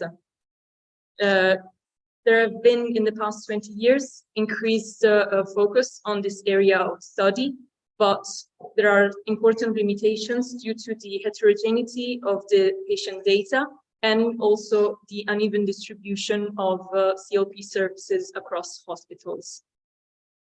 Our primary objective was to have more data on the patients that are present in our hospital, Policlinico Umberto I, in order to tailor our protocols to meet the needs of those patients. I also conducted a literature review to make sure that our data could be comparable to other Italian or European studies. Our main goal was to inform new protocols on the management and diagnosis of psychiatric patients and how to prioritize referrals so that all patients could be treated in a timely fashion. I extracted and analyzed the consultation reports, which are the forms completed by the consultation psychiatrist after evaluating the patient. These in the table are the areas of interest, the demographic data, particularly age, gender, and residency, medical and psychiatric data, and the clinical management. So particularly pharmacologic and non-pharmacologic treatments. Here on the table on the left, so we can see in orange the three most common reasons for hospitalization. We have neoplasia, trauma, and neurologic disorders. In this case, trauma was a novel finding. It has not been previously described and is particularly relevant considering that this study did not consider consultation conducted in the emergency room. It is also important to consider that trauma could be a result of a suicide attempt. Our study revolved around 301 patients that were evaluated from January to November of 2019. We can see that almost 60% of patients had a previous psychiatric diagnosis, and that the female to male distribution is almost equal, and the average age is 60 years. Here in the graph, we can see the distribution by age group. Here on the left, we can see the three most common reasons for referral. We have mood disorders, particularly depression, acute confusional states, and psychotic symptoms. On the right, we can see the three most common diagnoses done by the consultant after the evaluation. So we have again mood disorders, psychotic disorders, and substance use disorders.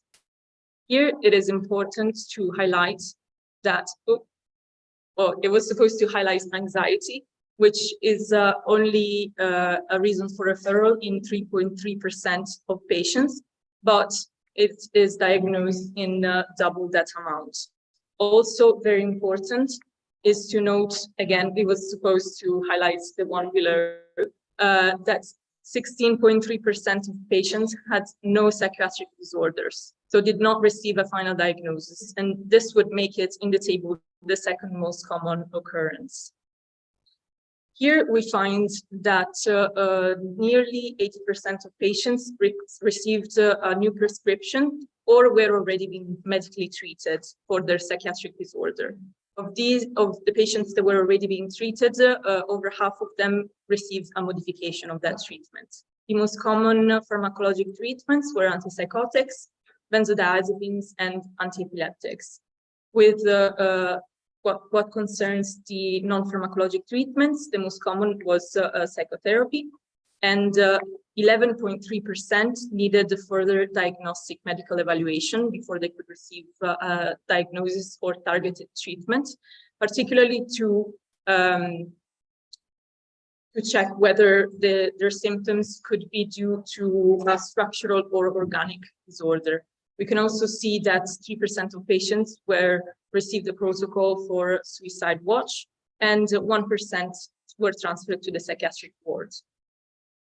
Here we found that the data from Policlinico Umberto I did not reflect the data from other Italian hospitals and also the data from other European hospitals, which leads to the conclusion that we must tailor the protocols for treatment of our patients on the patients located in this particular hospital. And another important conclusion is that the referral rate, by which I mean the amount of consultations that were requested against the total amount of hospitalizations in the same time frame, was 0.5, which is much lower than the average which is reported by the European Consultation Liaison Work Group, which is 1.4%. Also very important is that incongruous requests, so those requests that did not result in psychiatric diagnosis, reached 16%, which means that there is an urgent need to inform medical staff on the protocols for psychiatric treatments. And I wanted to thank you, thank the Commission and the people in the audience. And my professor wanted me to have a colorful presentation, so I put all my efforts in this last slide.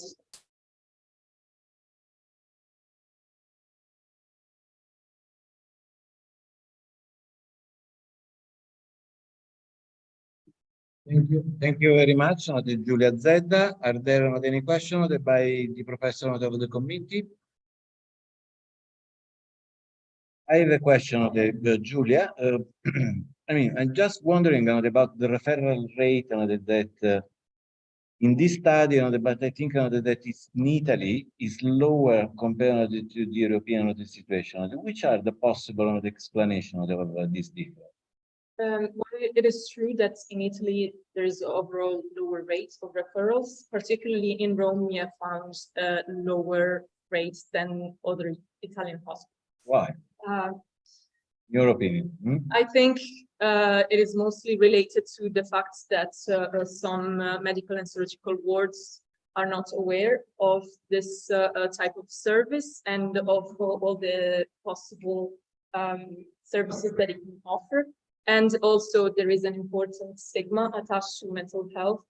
So some doctors are reluctant to forward patients to the psychiatrist.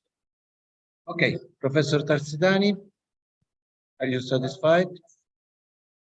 Thank you very much. Thank you very much.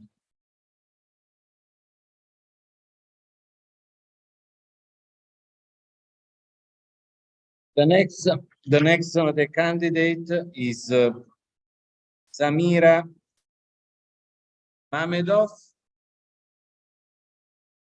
Just a second.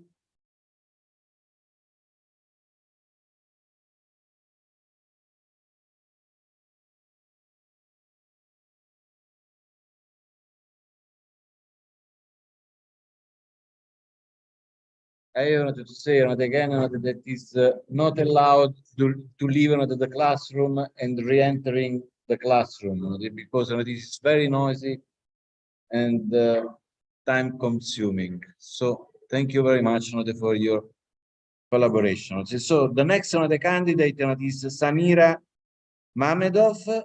Samira Mamedov is presenting a thesis. The title is Laparoscopic nerve lysis for deep endometriosis improves quality of life on the chronic peak levels. The professor Maria Grazia De Porparo is the supervisor of the thesis and introducer of the candidate.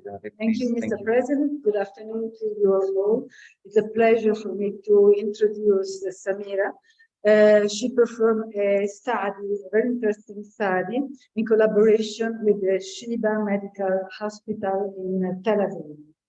The aim of this study was to assess the role of neurolysis associated with removal of deep endometriosis in cases with nerve involvement. This is not a common condition, but the symptoms do not respond to traditional treatments. Please. Thank you, Professor. So as said, my thesis is going to be about the effects, the surgical treatment on the level of the pain, the quality of life, and energetic consumption of the patient with deep infiltrating endometriosis. So endometriosis is a benign condition that can affect up to 10% of women of reproductive age. Pain, being the main symptoms, has a significant effect on the patient's family, as well as partners in terms of social life, education, relationship, and more. There are several subtypes for endometriosis, and deep infiltrating endometriosis seems to be the most aggressive one and the one that is more difficult to treat. Infrequently, deep endometriosis can infiltrate the pelvic nerve and cause sciatic neuropathy, as well as the lumbosacral plexopathy, in which the obturator nerve being most commonly involved. In such cases, the patients usually they document the symptoms such as pelvic pain that might also radiate to the lower back, lower limbs, as well as the groin. Symptoms such as motor impairment, in this case, in severe cases, even foot drop and gait disturbances as well. Sensory impairment, such as numbness and hyperphagia, and fecal and urinary dysfunction.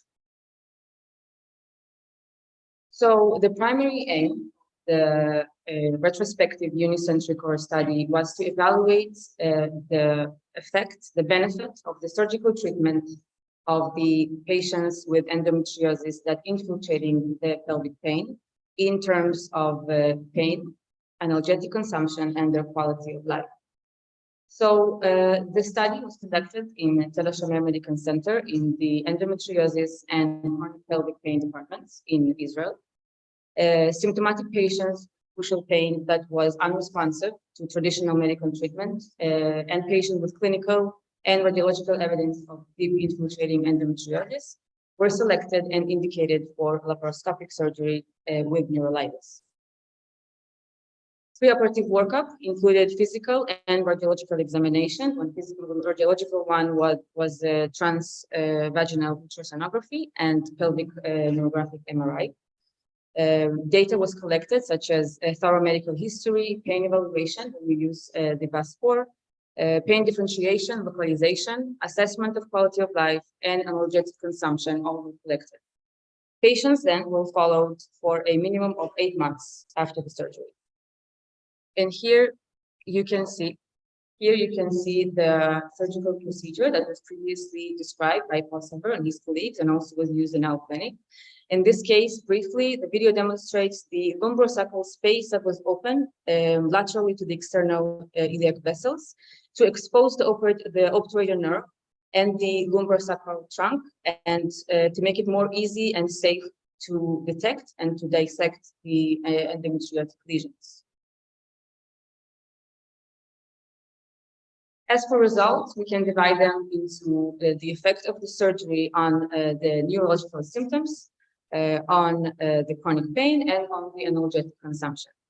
As for the symptoms, there was a significant improvement in neurological symptoms, such as pain radiating to the lower back, urinary frequency, and pain radiating to the lower limb.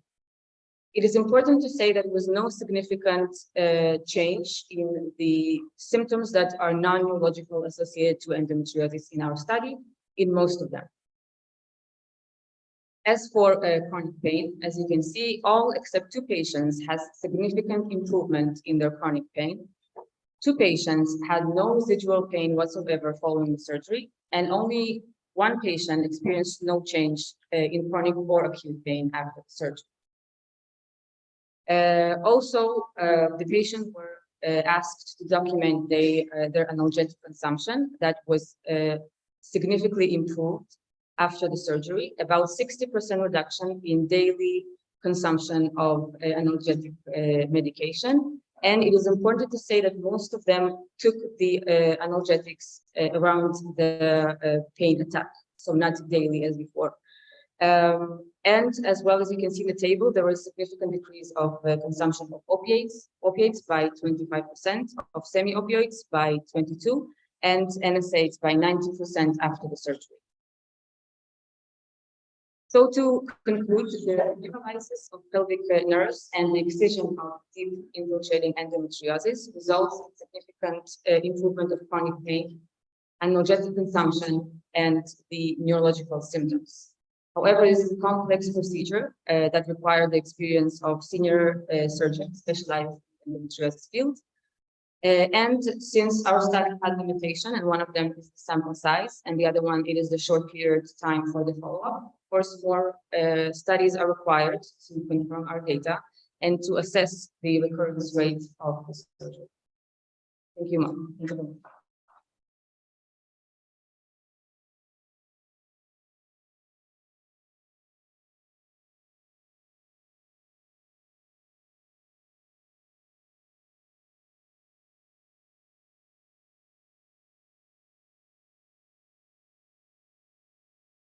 Are there not any questions by the committee? I have a question on the Samira, because it seems to me that there is quite no doubt about the efficacy and safety of this procedure. The main barriers, it seems to me, to the routine introduction in clinical practice, that there may be that this the procedure is quite difficult from the manual point of view, in the sense that you need an expertise, and then it's difficult to find this expertise or not. Well, that's true also. This is the surgical procedure is very complicated and requires an expertise. I think that I will talk about Israel, that in the case of Israel, the gynecologists that are specialized in endometriosis are also throughout their studies, they are being qualified to perform such surgeries. Of course, they're not enough, and I think that's why, as in our case, we don't have a large sample of patients because not all of the surgeons can actually perform the surgery. But I guess that's the goal, to have more. Professor Porpora, I have to ask to you if you are considered satisfied by the candidate. Thank you very much. Thank you very much.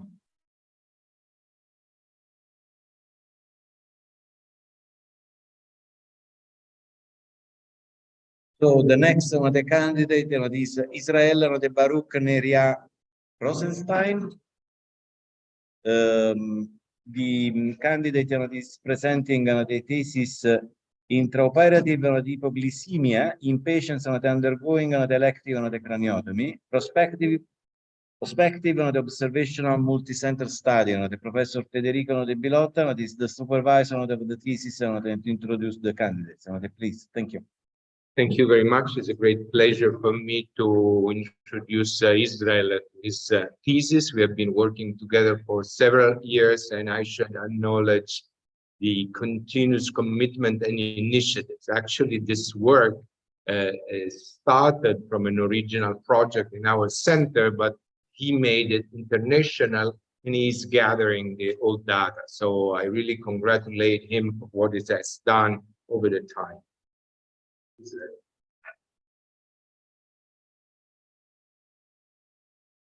I don't understand. This is not an approach for the candidate or not for the professor?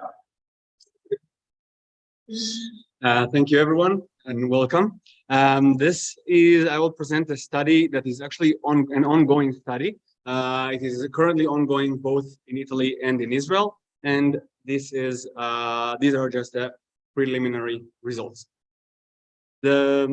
This study just doesn't hold. This study actually addresses an under-recognized phenomenon in the field of neuroanesthesia. In neuroanesthesia, patients are known to be prone to suffer from blood glucose concentration alterations. It's actually a very well-known phenomenon, and actually not only in the field of neurosurgery, but also in other types of surgery. Patients, the concept or the issue of blood glycemia is one that is frequently addressed. But at least in the case of neurosurgery or neuroanesthesia, most studies to this day address the concept or the issue of hyperglycemia, of intra or perioperative hyperglycemia, while the issue of hypoglycemia is frequently left aside.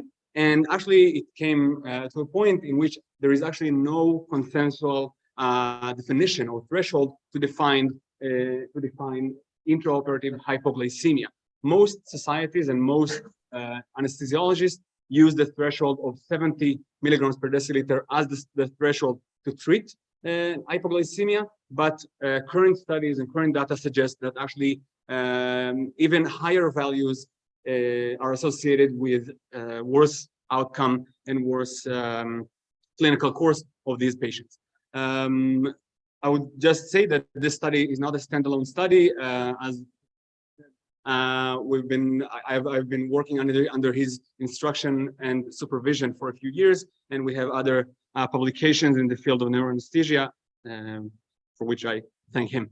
The objectives of the study were two main objectives. The first one is to report, maybe at least for what we found for the first time, the incidence rate of intraoperative hypoglycemia, for which we took a rather permissive threshold. It's a bit high, but we wanted to make sure to include all possible cases of intraoperative hypoglycemia in the field of neurosurgery, and then from there to continue and see maybe if we could lower the threshold a bit.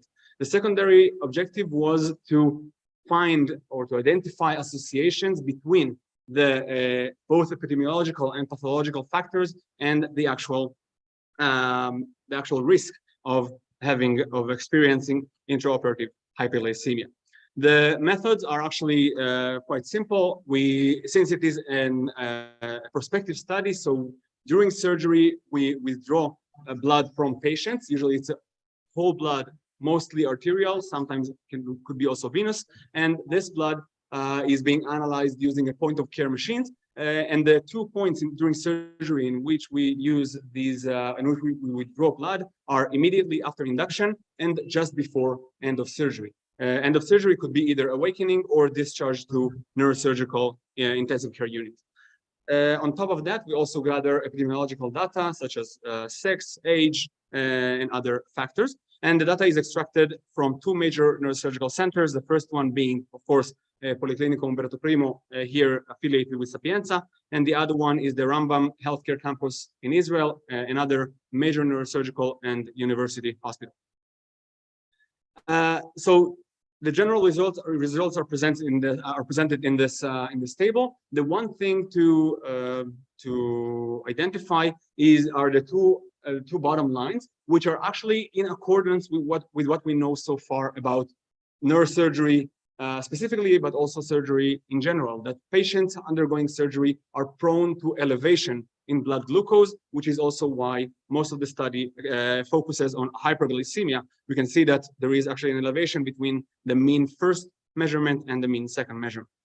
And an interesting observation was that actually in non-diabetic patients, I don't know if you can see, but on the left side, we have the non-diabetic patients. For them, the mean blood glucose concentration was substantially lower than for those who are diabetics. This is important and will be discussed later on. Then the actual results of the objectives. The first one is that we found a rather high incidence rate of intraoperative hypoglycemia, about 17%, which we didn't expect. We expect much lower percentage, but this actually came out. And for most patients, as expected, the incidence of hypoglycemia was either in the first or both measurements. Only the minority of patients had the low measurement in the second measurement.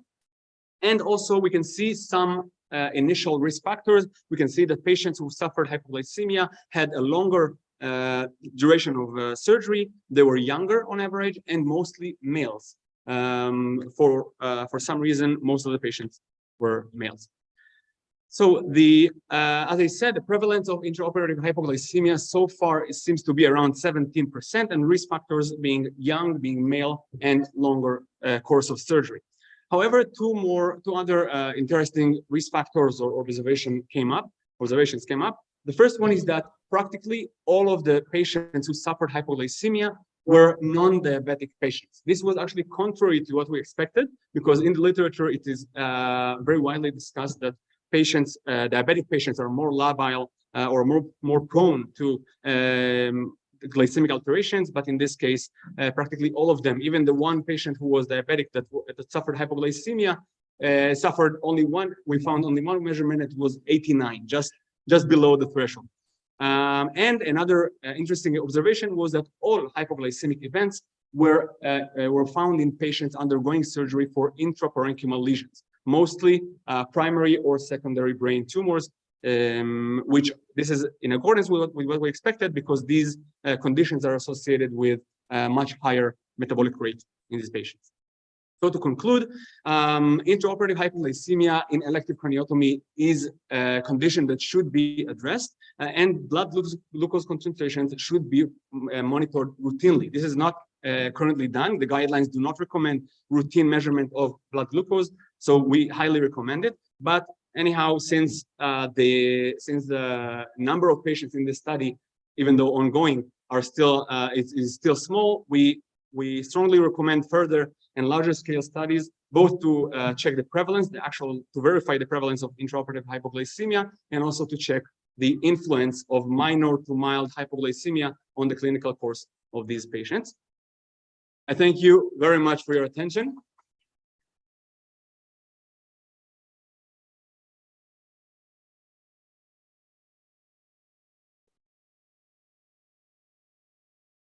And I also want very much to acknowledge my professor, Professor Federico Bilotta, that both have been instructing me over the years, but also was injured and we weren't sure if he could make it today. And I'm very, very glad that he could actually make it. So thank you so much from the bottom of my heart.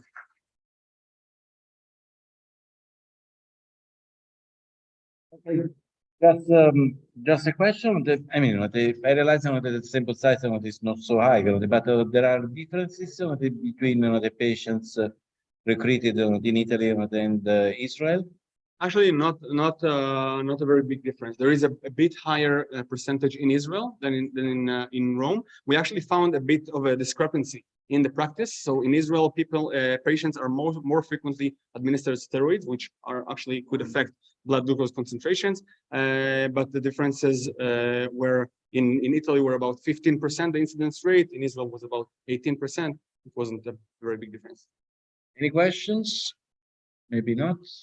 Professor Bilotta, are you satisfied? Thank you very much. Thank you very much.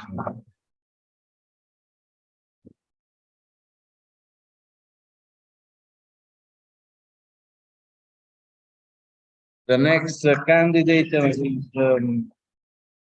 is Olivia De Salvadoretti. Olivia De Salvadoretti is presenting the thesis. The name,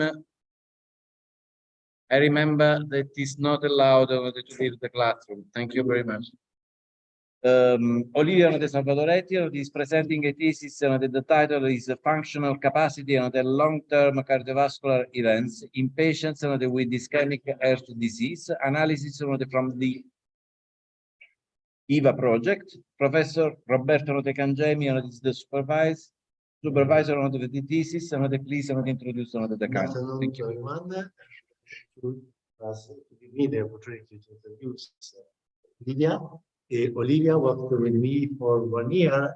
She was involved in different studies. In this case, she wanted to work on a section study that was born to evaluate the difference of sex and gender in ischemic heart disease, especially in women and men. But in this case, she found something that was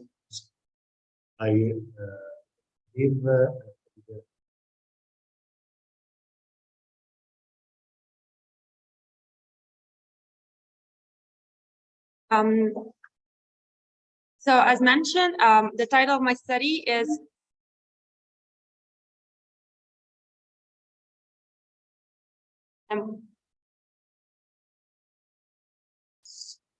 functional capacity and long-term cardiovascular events in patients with ischemic heart disease, analysis from the EVA project. So what is the EVA project? It stands for Endocrine Vascular Disease Approach, and it's a cohort of patients with ischemic cardiomyopathy. We had the same number of female and male patients aged more than 18 who underwent PCI. We gave them an informed consent, collected the cardiovascular risk factors, and gave them the DASI questionnaire in order to obtain the DASI score, of which we will speak later. After, we checked for their angiographic status, and as outcomes, we checked for MACE occurrence. So the acute coronary syndrome events and the cardiac events and cerebrovascular at the time of follow-up of less than 48 hours, 30 days until 40 months. We had 783 patients, but 230 had to be excluded because of missing consent, high infectious risk, language barrier, and other exclusion criteria. So we ended up with 509 patients with ischemic cardiomyopathy. When we checked for their angiographic status, we were interested if the obstruction was more than 50% of the coronaries or less, and also the number of coronaries involved. So if there were no coronaries on one side, one coronary or multivessel disease. Also, we were interested if it was an acute coronary syndrome presentation. So we gave our patients this DASI questionnaire. DASI is to assess the functional capacity of a patient. Functional capacity is the ability of a person to do some aerobic exercise, and it is assessed normally with a treadmill cardiopulmonary test. So it is the VO2 max, so the ability of the tissue to extract oxygen. The higher the value, the better. The DASI index is a rounding of this functional capacity. So it's not a precise score, but it's still used in clinical practice. And our study, as we will see, strengthened its use. The study objective is to evaluate the association in our ischemic heart disease patient between the functional capacity expressed as DASI and sex, risk of major cardiovascular events, and extent of coronary obstruction. So we saw that the patients with a DASI of less than 35 that we used as a cutoff, as in previous literature, the patients were older, more prevalent in the female cohort, with a higher prevalence of heart failure, hypertension, previous stroke, and COPD. It was interesting to see that the BMI and active smoking didn't play any role. And this is also in line with literature that says that the physical fitness is more important than the BMI in the occurrence of coronary heart disease. Checking for the angiographic findings, we saw that there was more obstructive CAD in the patients with a lower DASI score. And when we checked for the follow-up, and we followed up 486 patients for a median of 22 months, 49 of our patients experienced a major cardiovascular event, 16 of which were non-fatal myocardial infarctions, 10 non-fatal strokes, and 23 cardiovascular deaths. We then decided to stratify females and males. And we saw that females had a very much a higher occurrence of these cardiovascular events when they had a lower DASI. And actually, in males, there was not even a significance since the p-value was of 0.3. So what we actually saw is that in females, it's much more important when they are further with age to be physical fit than for males. So further investigating the cohort of females, we saw that these patients had, with a lower DASI, had a higher prevalence of heart failure, hypertension, and dyslipidemia. And also here, the BMI didn't play any role. In the angiographic findings, other than finding that the obstructive CAD was more prevalent, we also saw that a multivessel coronary disease was more prevalent in the lower DASI score. So our conclusions are that when the patients with ischemic heart disease had a DASI of less than 35, they had more of a coronary artery disease, and especially in females, they had more of a multivessel disease. This, furthermore, is associated with a higher MACE occurrence, especially in females. So we could use this cutoff of 35 as a target to reach as a protective role for secondary prevention in people with already ischemic heart disease. And this, we would like to further evaluate it in female patients. So our further perspectives is to confirm whether this functional capacity is actually more important in females. And we need a larger study to do this. So I would like to thank you for your attention.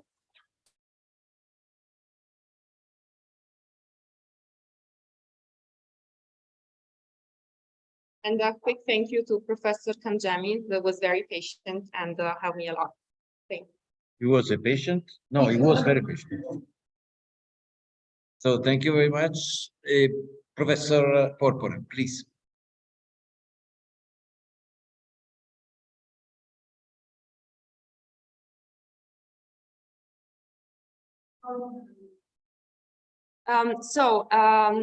The women that were in our cohort were mainly of higher age. We didn't check for the hormonal play, so it will be in further studies, but they were mainly older women, especially as we said with the lower DASI score.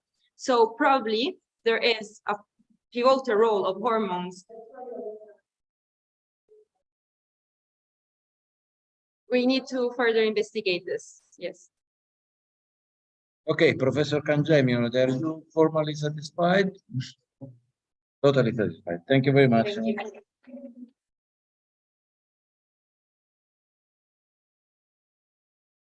Thank you. Francesco De Pandolfi is the next one of the candidate. Francesco De Pandolfi is presenting a thesis about long COVID, a cross-sectional observational study of post-acute sequelae in vaccinated and not vaccinated patients. The supervisor of the thesis is Professor Ciardi. Please, the professor, to introduce the candidate and the thesis. Thank you. I'm very pleased to introduce Francesco, a very young student. He came to me asking to focus on this specific topic. We know that the pandemic is gone, but sequelae related to pandemics is really now, and we are clinic of patients. So Francesco will tell us the results, trying to find the risk factors for patients that complain that are complaining post-COVID sequelae, and if there is some differences in vaccinated.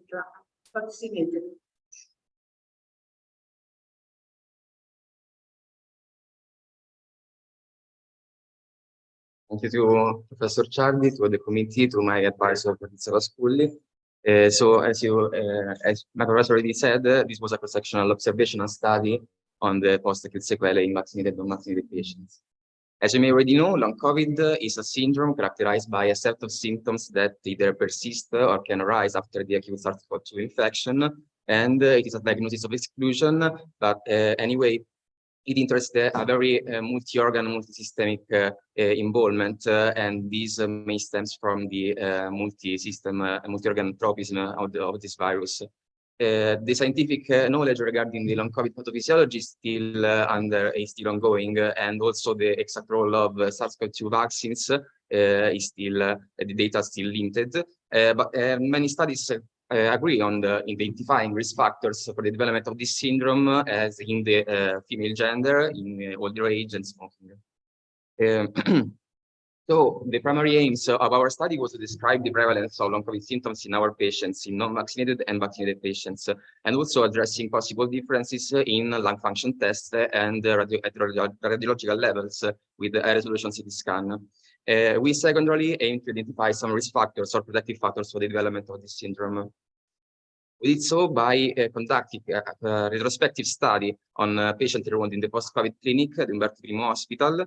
We collected all the variables of interest. We set up the database with population characteristics, also including the characteristics in the acute infection setting. So if these patients were hospitalized or if they managed the disease at home, and which kind of treatment they performed.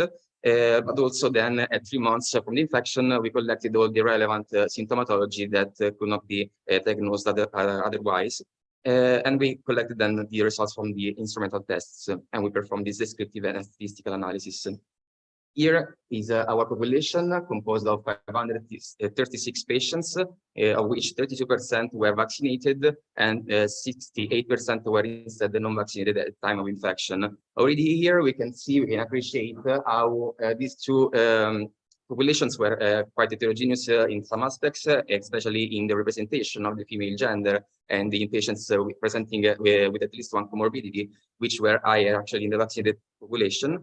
But also is to note that these two different populations performed different treatment during the acute infection. Already looking at the population characteristics, we could appreciate how in the vaccinated population there were actually lower, as expected, a lower prevalence of hospitalization in the acute infection and consequently lower need for oxygen therapy as well from non-invasive mechanical support, also from nasal cannula to orotracheal intubation. More than 80% of our population resulted in symptomatology that could be ascribed as long COVID, and actually a little bit more symptomatic patients were prevalent in the vaccinated group with respect to the non-vaccinated one. But most interestingly is the distribution of the symptoms, which were very different symptoms, as you can see here. We confirmed the relative general distribution as confirmed by scientific literature, with the most common symptoms being chronic fatigue and chronic loss of breath, shortness of breath. But it's interesting to note how in the vaccinated population there were actually a higher prevalence of neurological symptoms, including headaches and loss of memory and concentration, the so-called brain fog. But also of chronic cough and complaint of arthralgic symptoms.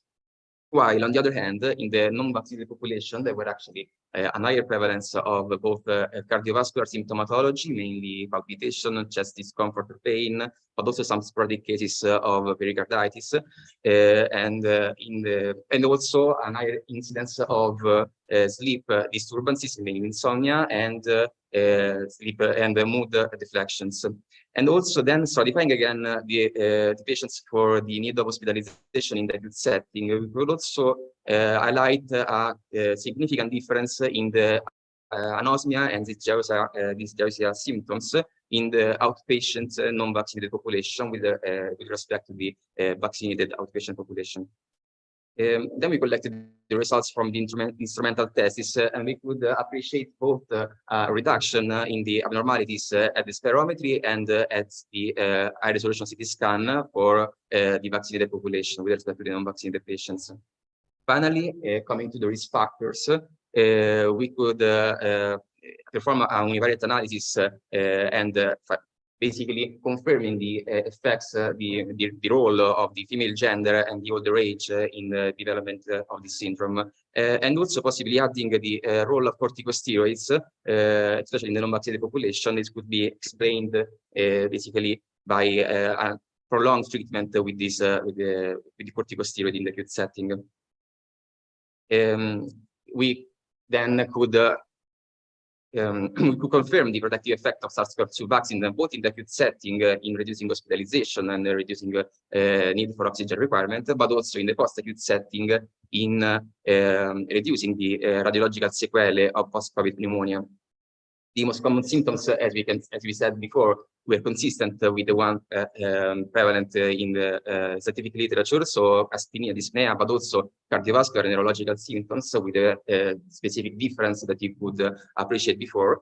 And this denotes how the very wide spectrum of long COVID really needs a multidisciplinary approach to better manage these patients. And also we confirmed the role of older age and female gender as risk factors for long COVID, possibly adding the role of corticosteroids. And as you can maybe guess, the older age and female gender can be also related on an endocrinological base in the development of this syndrome.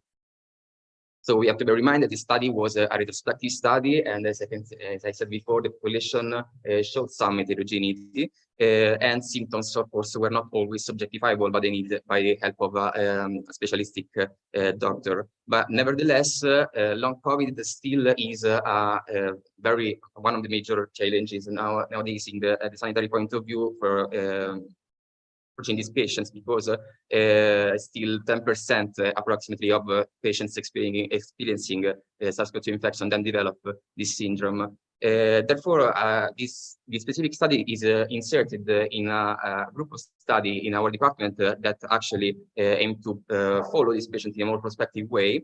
And also in parallel to deepening the understanding of the pathophysiology of long COVID, which is still not fully understood, and possibly also leading to the identification of biomarkers that can aid the diagnosis, the management, but also further studies in this setting.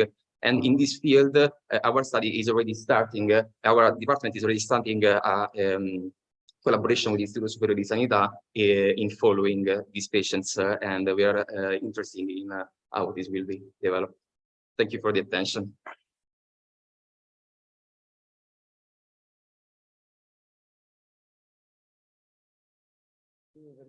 Francesco, I have to say that I do not agree about the fact that your data are saying that long COVID is more frequent in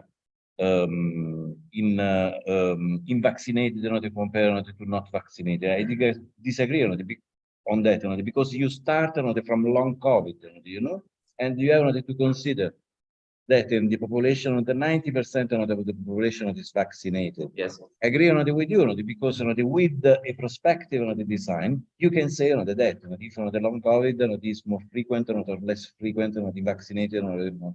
Yeah, of course, this study was a retrospective study, and the patient from the post-COVID clinic were following for actually the study began 2 years ago, and the vaccination campaign only entered in a certain moment during the study. Therefore, there is also the different time lapse in which this patient experienced the acute infection. Questions by the committee, Professor Cangemi?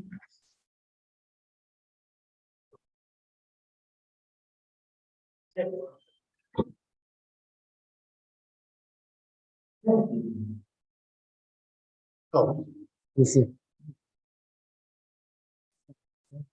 Have more easily long COVID, but it could depend on the corticosteroid itself for you, or it could depend on the fact that people that use the corticosteroid really well had a worse disease. Thank you.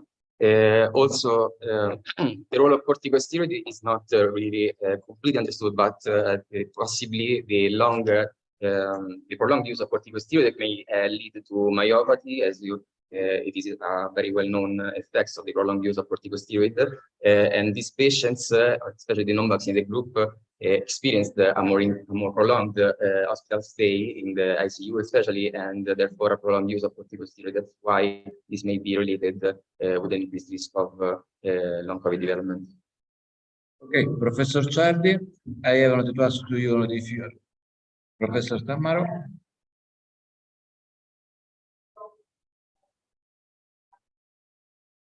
Pathological, dermatological. Yes, there were it was not one of the main complaints of this patient, or represented in a minority of patients, but nevertheless, the ones they presented were mainly frostbites that could be persisted because they were symptoms that arise during the acute infection and persisted also after. Some cases of psoriatic lesions, and then other non-specific eczematous rashes.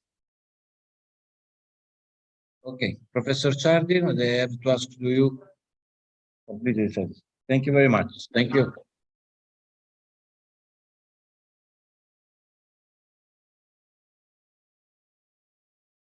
Sakin Takar is the next one of the candidate. The title.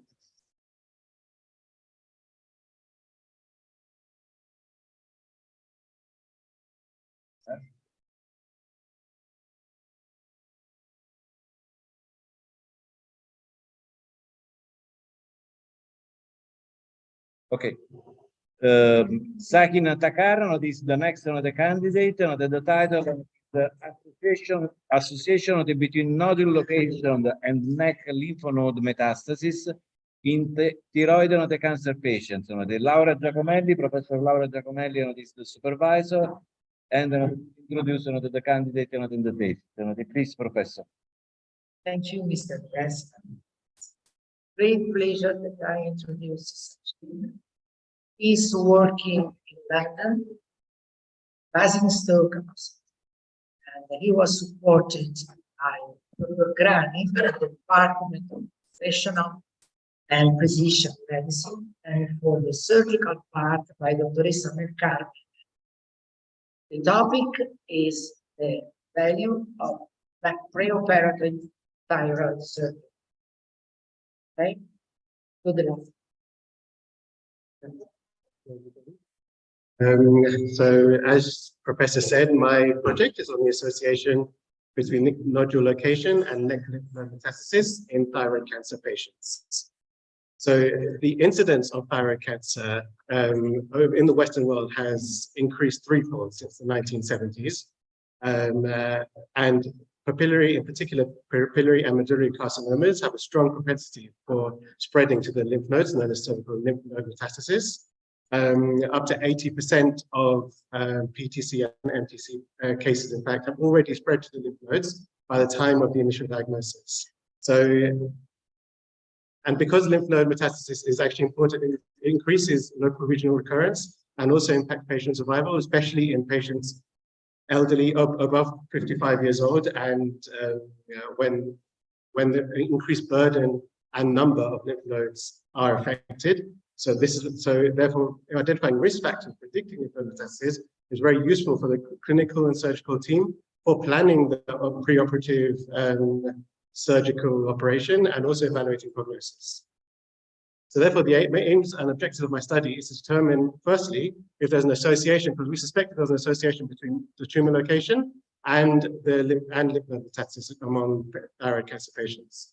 And also, secondly, we want to investigate other factors for lymph node metastasis. And finally, we want to evaluate the accuracy of preoperative ultrasound mapping in predicting lymph node metastasis. So in our study, we included patients from 1st of November 2015 to 28th of February 2022, both males and females, aged 18 to 90 years old. Patients who were suspicious of malignancy due to cytology classification tier 3B, 4, and 5,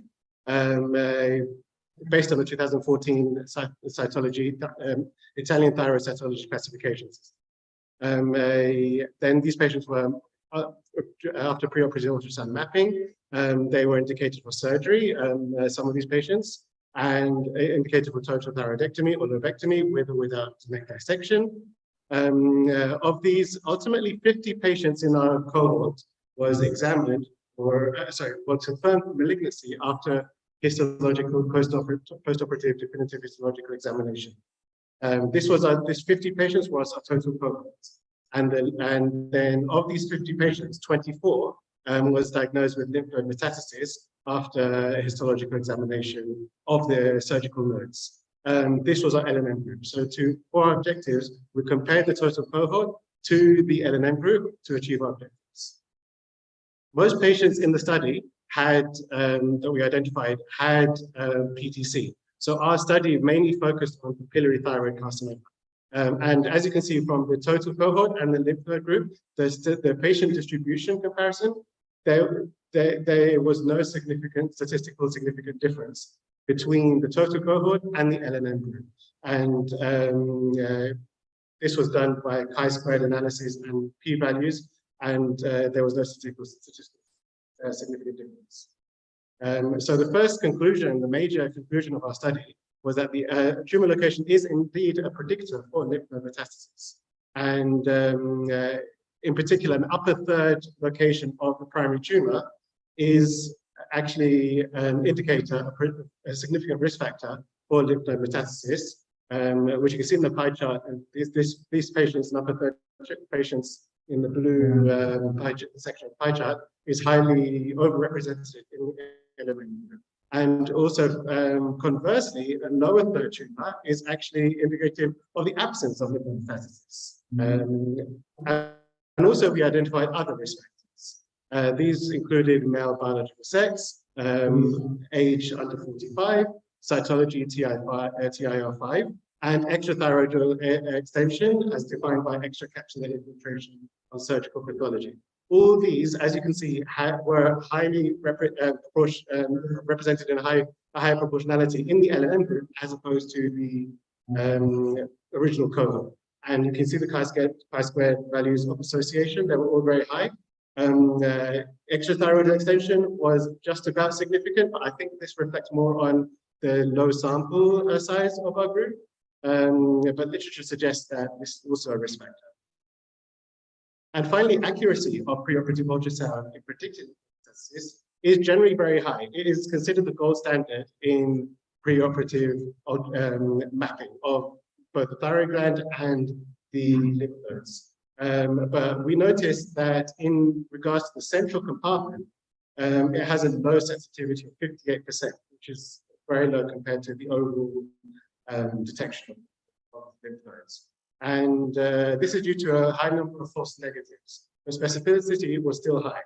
And this data is in line with previous studies as reported by the American Thyroid Association on preoperative imaging for thyroid cancer. That for central compartment, ultrasound mapping has quite a low sensitivity. So, in comparison with previous literature, there was a meta-analysis done recently by Mao et al. 2020, and he identified certain risk factors for LNM for PTC patients, and these are in red: male biological sex, age under 35, 5 cytology, extrathyroidal extension, upper third tumor location, and multiple cancer. And this is reflective of our results. Our results support that upper third tumor location particularly should be considered as a predictor for lymph node metastasis. And interestingly, conversely, a lower third tumor location should be considered as a predictor for the absence of lymph node metastasis. And along with all the other following risk factors that we found, and in addition, central compartment lymph nodes, because of the low sensitivity of this radiology modality to detect this compartment involvement, this should be analyzed intraoperatively and central node dissection if necessary. But in terms of future objectives, we'd like to repeat the study with a larger cohort to confirm the findings of the study and investigate multiple different risk factors for lymph node metastasis. And we'd also like to investigate skip metastasis, which is when the cancer bypasses the sequential usual route of metastasis involving the central compartment and onto the lateral compartment. This skips the central compartment, but this only occurs in a minority of patients, and it only occurred in 5 patients in our study, which is equivalent to 10%. But this has also been strongly associated with upper lobe tumors in previous studies, so we'd like to investigate this. Thank you for your attention.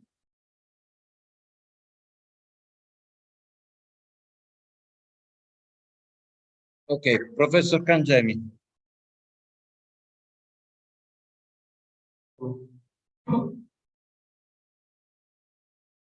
Why?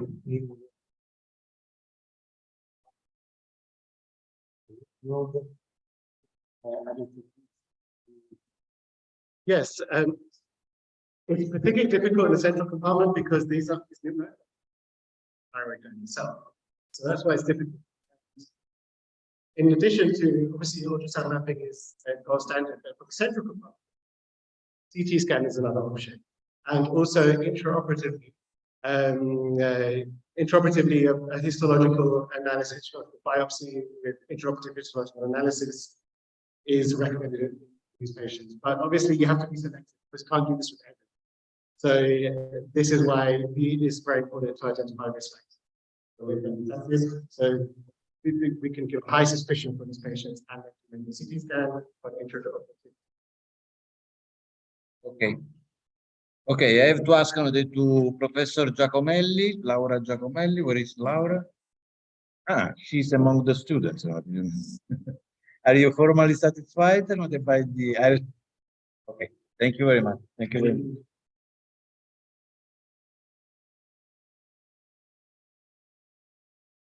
Tommaso Rinforzi, this is the next one, the candidate. The title of the thesis of Tommaso Rinforzi is the impact of diabetes mellitus on the rotator cuff tear sides, an observational study. The supervisor is Professor Stefano Gumina. Please, the professor, introduce the candidate and the thesis. Thank you. Thank you, Mr. President. On the last decade, we concentrated our attention to the tendon ruptures, and in particular on rotator cuff tear. We know that some conditions may be responsible for a tendon rupture, and in particular on rotator cuff, because these conditions are responsible of a damage of the peripheral microcirculation.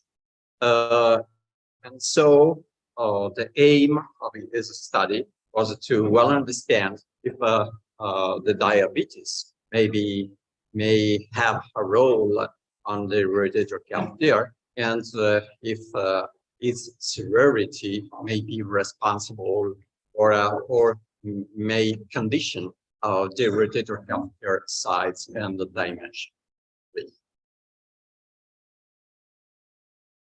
Good afternoon, everybody. I'd like to thank my supervisor, Professor, for his guidance throughout the study. I would also like to thank the committee and the president. So, as the title suggests, my study focuses on the impact diabetes mellitus might have on the rotator cuff tear size. Rotator cuff pathology may affect up to 30% of individuals aged between 60 to 80 years old, being even more prevalent in older individuals. It is one of the most common orthopedic conditions. Interestingly, similarities have been found between cardiovascular risk factors and rotator cuff tear risk factors, as a meta-analysis released in 2023 demonstrates. OR ratio, odds ratio are reported in the slide, with diabetes having another odds ratio of new studies also showing a positive correlation between intrinsic pathogenic factors and tear severities. But there is still more. So therefore, by analyzing the literature present, we try to find the relationship between diabetes and so we saw that there is an altered collagen composition in the diabetic patients, mainly a shift from type 1 to type 3. There is a decrease the percentage of proteolysis and an increase in the pro-inflammatory genes, leading to an increase in the reactive oxygen species and in apoptotic cells. Imaging studies conducted on asymptomatic patients, both with the MRI and with ultrasound, have revealed that rotator cuff tear occur 5 to 6 times more frequently in diabetic patients, and this was supported by the fact that there was an increase in tendon thickness, mainly in the biceps tendon and the supraspinatus tendon. Diabetic patients also reported poorer surgical complication, namely a decrease in all plane of movements, a high rate of infection, and an increased tear rate. Overall, high complications in diabetic patients. So by considering all the above-mentioned factors, mainly the disease burden, pathology, imaging, the correlation between some intrinsic factors and tear severity, and the treatment implication, and the lack of previous studies in the literature, we set the aim of our study, which had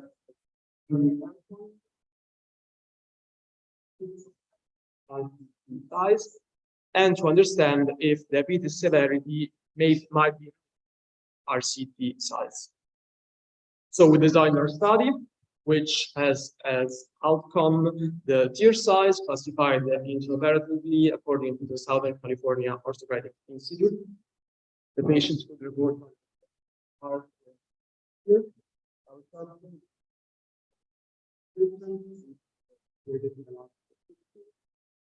Although 48 had a prior diagnosis of diabetes mellitus, while 290 had not.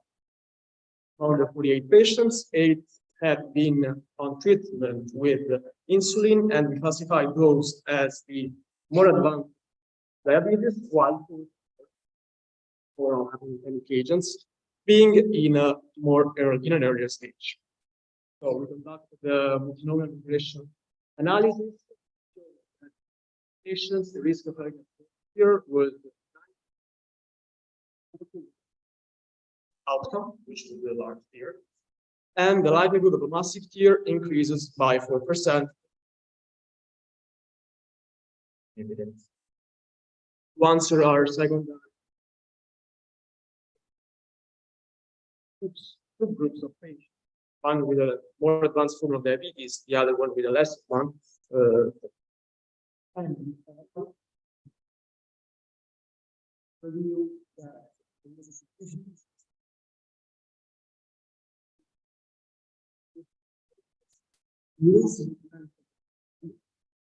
significant, showing that insulin, so the more advanced state, might be associated with large and massive tear.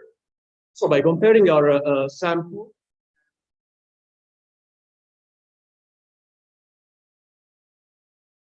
%, while the prevalence of the population would be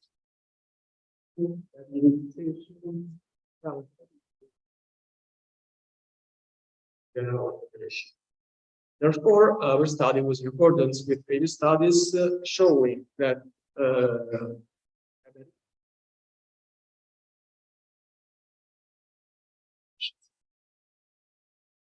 therefore,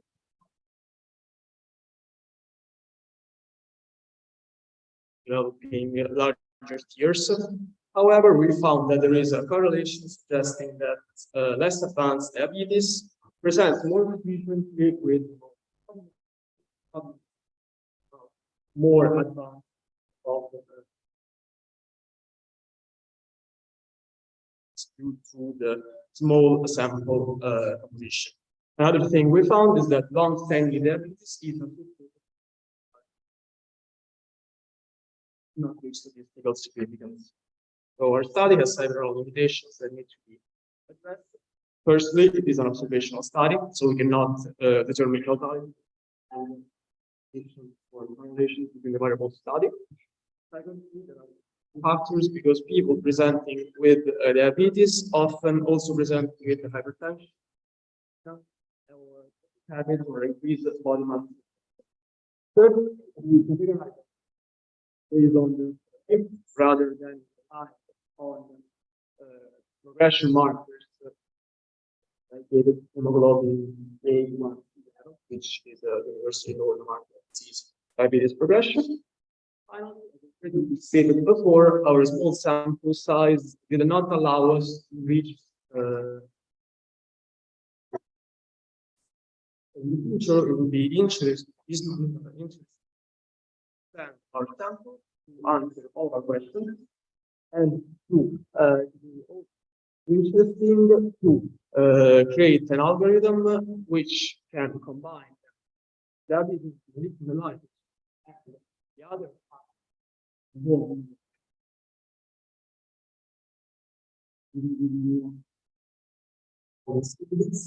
to create an algorithm which can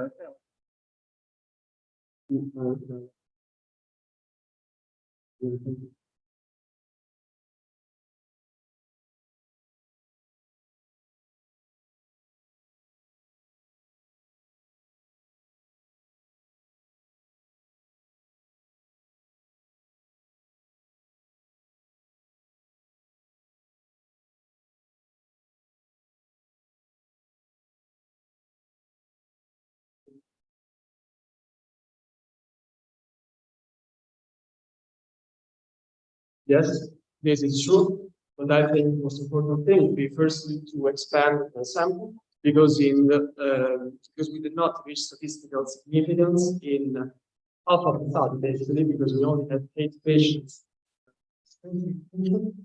So the first thing would be to expand the sample to reach statistical significance. Then it would be to find all the confounding factors to understand which factors has a precise role in the result of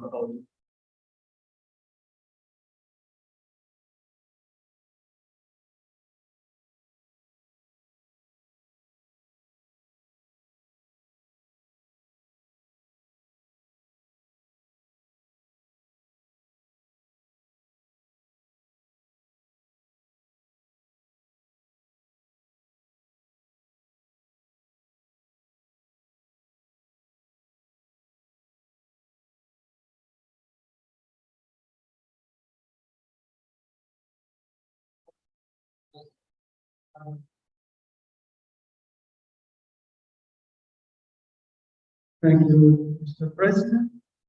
The candidate worked on a very interesting issue a hybrid cardiac surgery. Thanks to these new technologies, we could operate on patients who were unoperable in the past. Unfortunately, we need very good devices, very expensive devices, and an operating theater, a hybrid operating theater, and we don't have it so far. Anyhow, we tried to do hybrid cardiac surgery anyway, and so the candidate collected our experience, and she's going to show us how hybrid is good not just for the cards, but especially for cardiac surgery.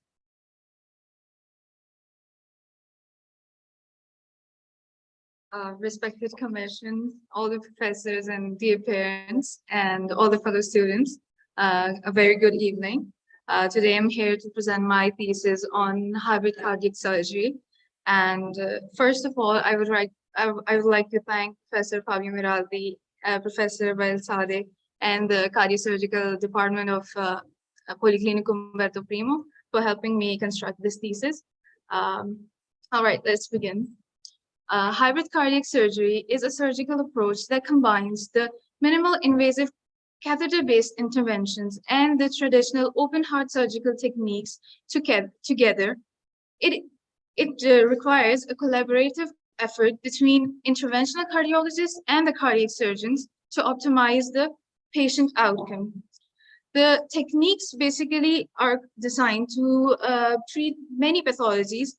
Among them, the techniques are coronary artery disease management, valve disease interventions, aortic disease treatment, and congenital heart defects repairs. One important aspect of this approach is patient selection criteria, which is very, very important. For that, a thorough patient medical condition evaluation is done.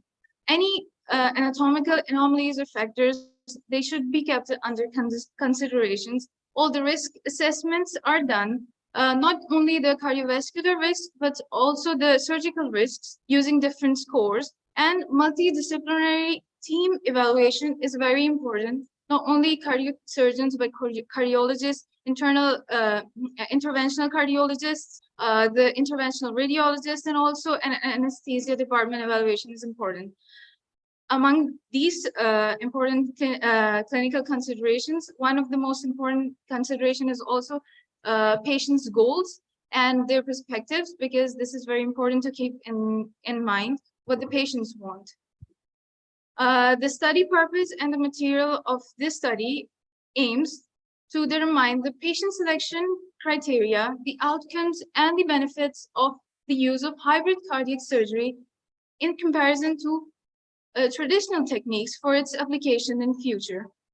Around 6 patients were selected that underwent hybrid procedures for different pathologies in Policlinico Umberto I between 2019 and 2022.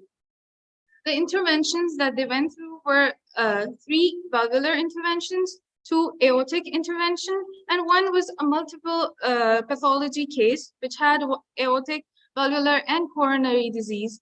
The outcomes that we were following were the hospital stay afterwards, the cardiac surgery, the early and late complications, and the long-term outcomes like reintervention risk, the quality of life after the surgery, and the survival. The first patient that I present here is a male, 75 years old, and was diagnosed with chronic dissecting aneurysm of aortic arch. He had a past surgical history of aortic valve and root replacement with coronary ostia reimplantation.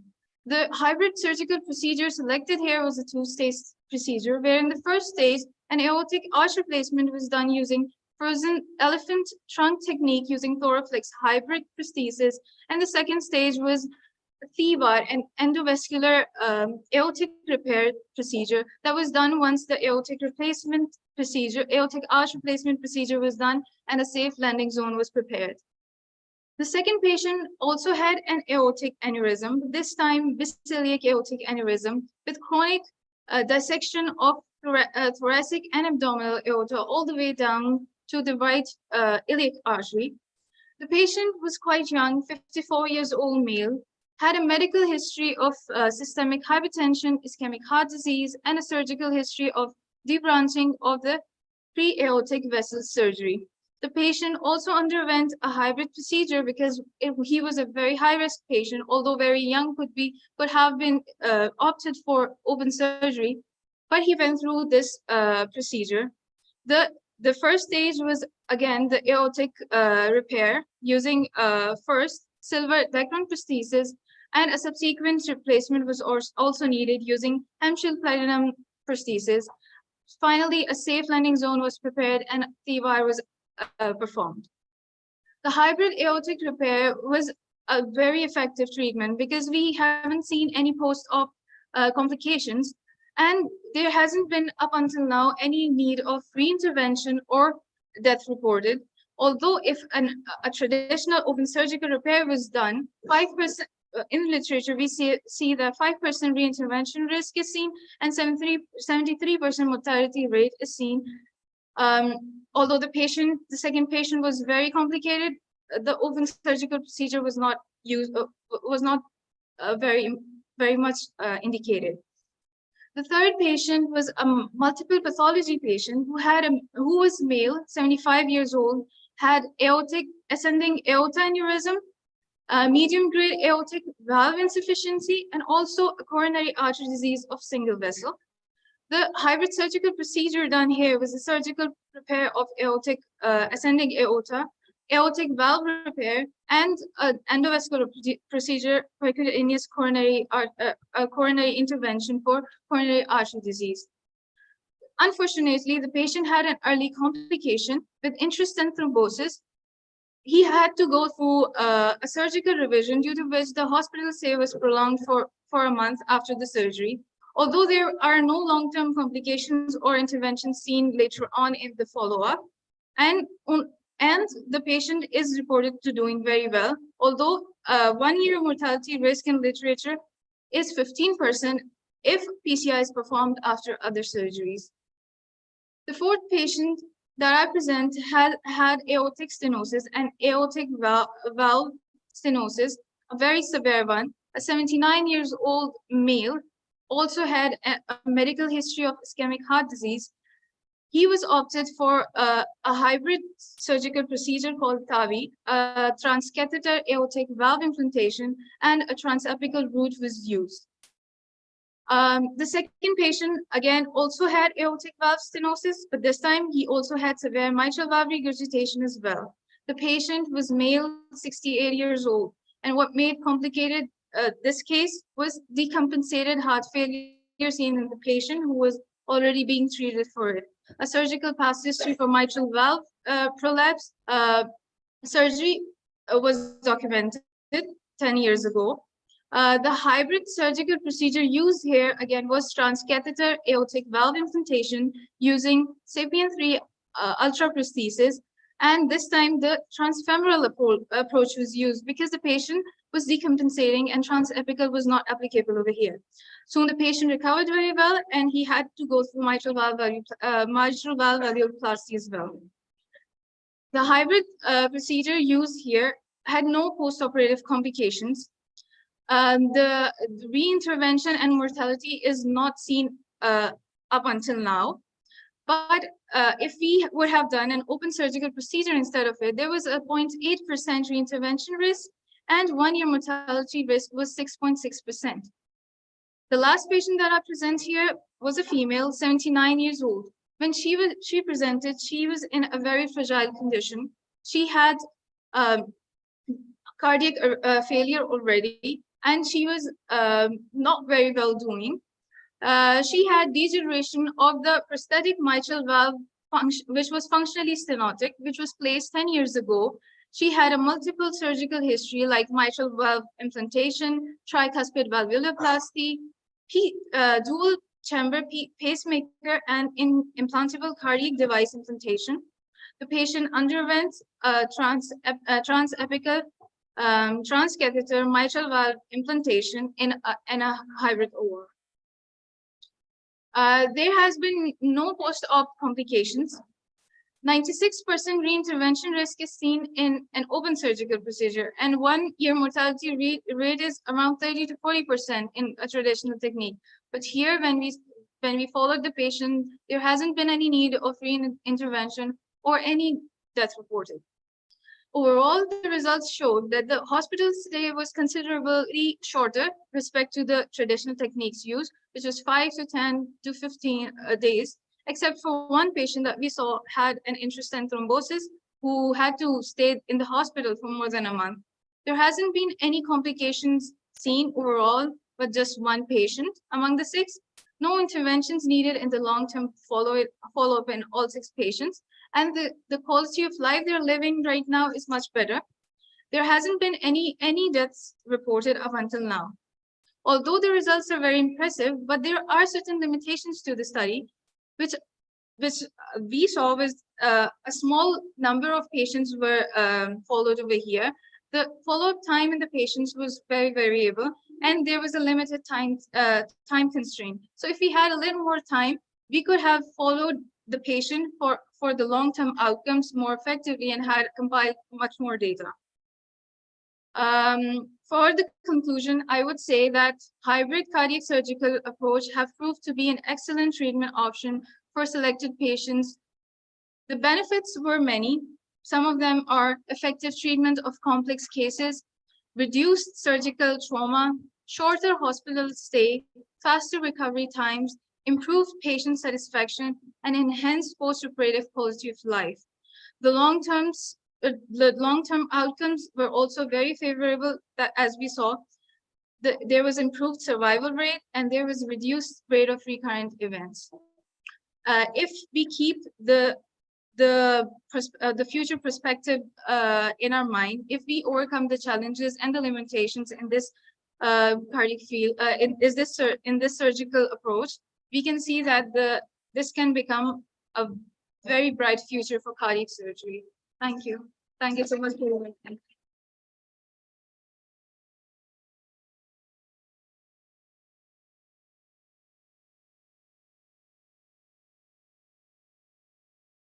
Thank you very much, and congratulations for your presentation. I think that no question that it seems to me to committee, maybe Professor Meraldi, do you want to ask an additional question, or do you think that you are satisfied? Thank you very much. Thank you very much.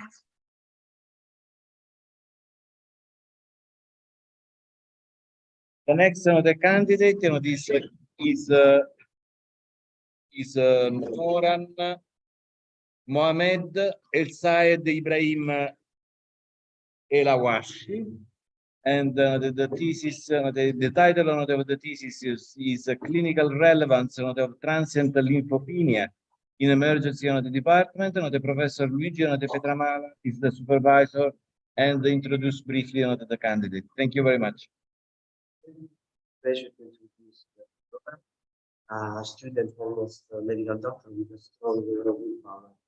And she'll talk about transient lymphopenia, that is a biochemical parameter found frequently altered during the admission in the emergency department, and its behavior during the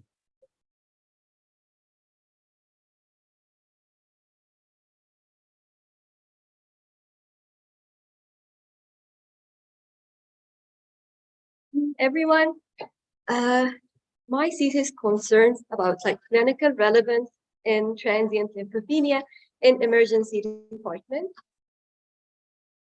The aims and objectives of my thesis is to investigate the prevalence and persistence of lymphopenia in hospitalized patients and to explore possible correlation with clinical, anthropometric, and biochemical parameters, such as neutrophil to lymphocyte ratio and lymphocyte subsets and immunoglobulin values, and to investigate the correlation of lymphopenia with the reason of hospital admission and previous comorbidities that the patient might have. So for the study design, we performed a prospective cohort study that enrolled patients admitted to the ward, the emergency and urgency ward of Policlinico Umberto from March to July 2021, In total, 128 patients were enrolled to the study. We excluded any patient with HIV, hematological cancers, and active COVID-19 infections. So, as I said, a total of 128 patients in the end were enrolled to the study. 128 patients was divided into two groups, Group A and Group B. Group A had lymphocyte count below the reference range of 1,200 cells per microliter. So they had a positive lymphopenia state, while Group B did not have lymphopenia and their lymphocyte count was in the reference range. Then we classified patients in the two groups into 8 different groups based on the diagnosis of admission into cardiovascular disease, respiratory disease, sepsis, and neoplastic disease with solid cancers only, gastrointestinal diseases, trauma, and renal insufficiency, and other admission pathologies. Then again, patients were also classified based on their comorbidities and their chronic therapies. So patients on discharge in Group A were again tested for their lymphocyte count, and they were divided into two groups, Group AC and Group AD. Group AC showed improvement in the lymphocyte count with 59 patients in total out of the 73 showed that improvement, while in Group AD, they still had persistent lymphopenia. As we can see that 57% of the patients that entered to the ward or were enrolled to the study had 57% of the total number of the patient. That also we saw like significant difference in age over 65, and absolute neutrophil count, absolute lymphocyte count, neutrophil to lymphocyte ratio, and days of hospitalization. They were all significant. Patients in Group A were older with a mean age of 74, and they had increased days of hospitalization of 12 days instead, or in comparison with 8 days in Group B. Here we can see patient classification based on their diagnosis of admission.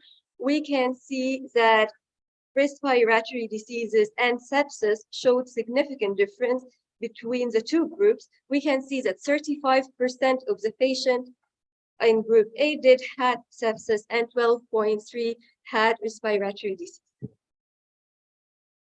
Also, comorbidities numbers showed a significant difference between the two groups. We have seen that Group A average number of comorbidities was 3.2, while in Group A was 2.4.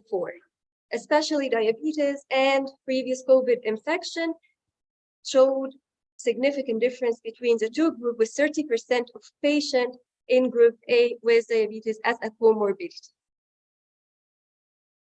On discharge, 81% showed improvement in their lymphocyte count. However, 19% still showed persistent lymphopenia, which support the idea that patients do show transient lymphopenia on admission, a subset group that improves on discharge. And no significant difference was found in different diagnoses of admission in both Group AC and Group AD. However, the comorbidities number again showed clinical significance between the two groups. And again, like diabetes, did show clinical significance in between the two groups, and cardiovascular disease.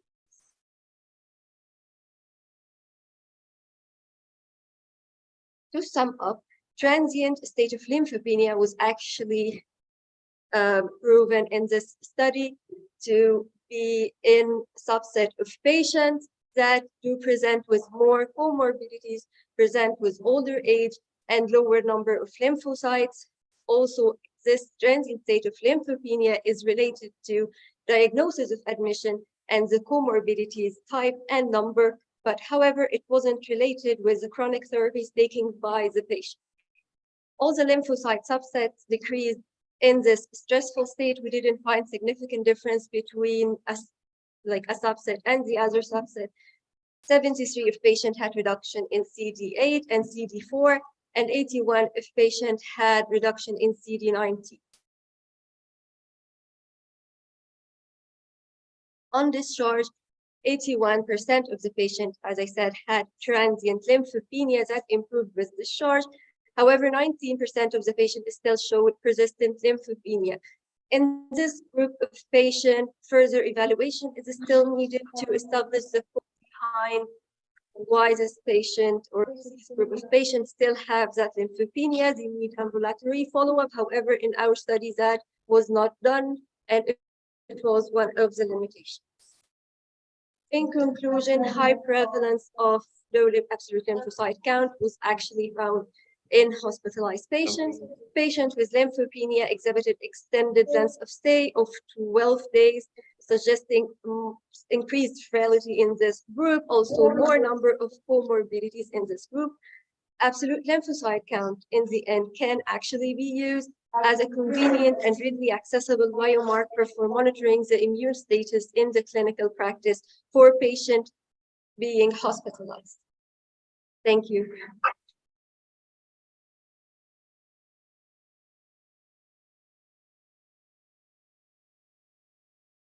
Thank you very much, Noran.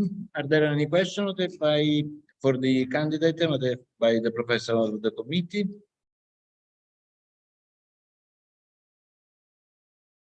The risk of your study is that maybe that there is some confounding, but I mean maybe the future study with a larger sample size.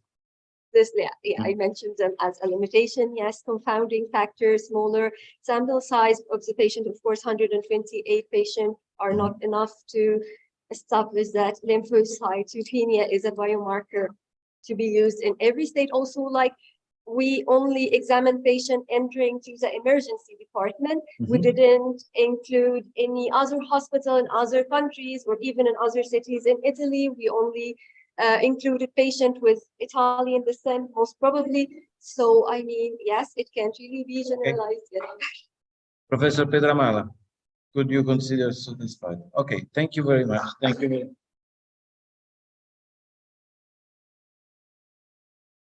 Okay, I would like to thank the Dr. Pasquale De Franciosa. Pasquale De Franciosa is the representative, the official representative of the Professional College of Physicians in Rome. Thanks to his presence.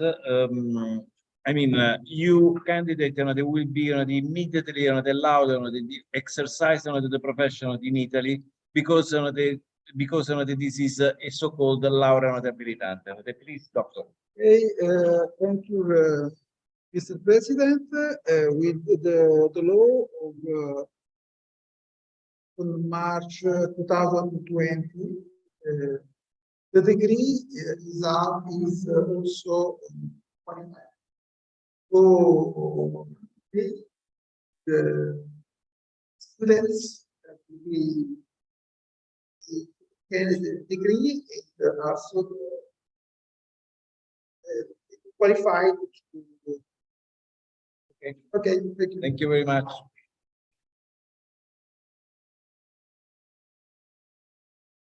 Dr. De Franciosa, they repeat again, is the official representative in this the committee of the Professional College of Physicians in Rome. Thank you very much to the college.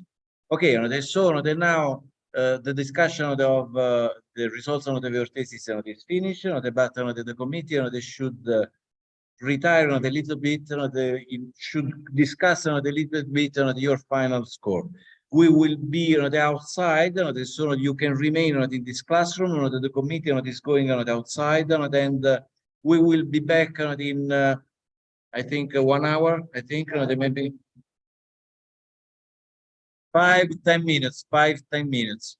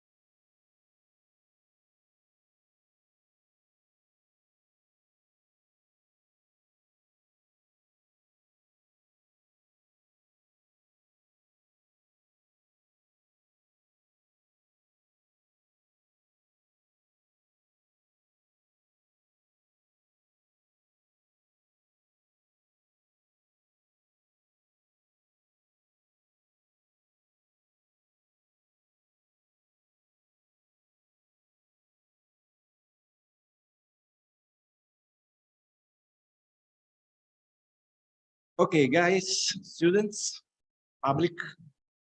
Okay, so the commission has finished the work of evaluating your the curriculum and also your thesis, and assigned the final the score of your thesis and your degree.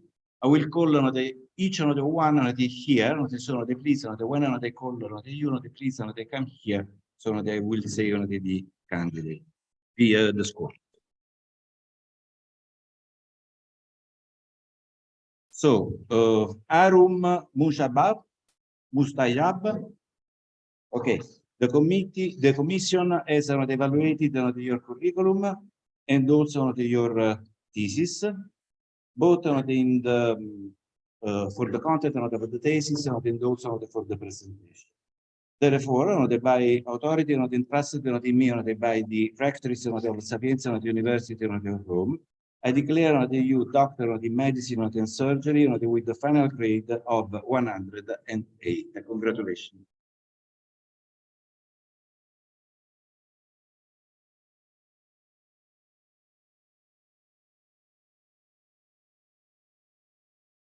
Sofia Ogorobneva.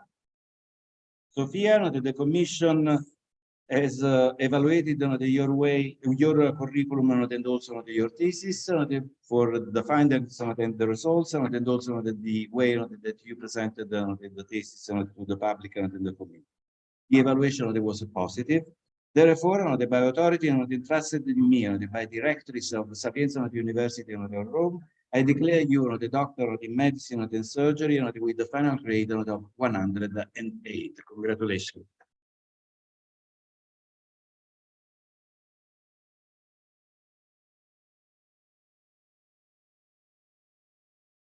Sakin Takrar.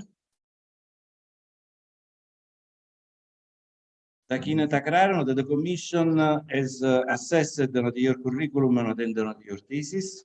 That was evaluated for the content and the presentation. The evaluation was positive. Therefore, by authority entrusted in me by directors of Sapienza University of Rome, I declare you the doctor of medicine and surgery with the final grade of 109. Congratulations.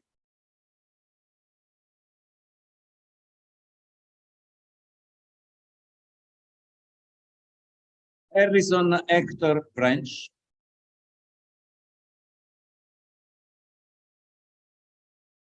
The commission has assessed in a positive way your curriculum and also your thesis for the contents and the presentation, and the evaluation of the repeating is positive.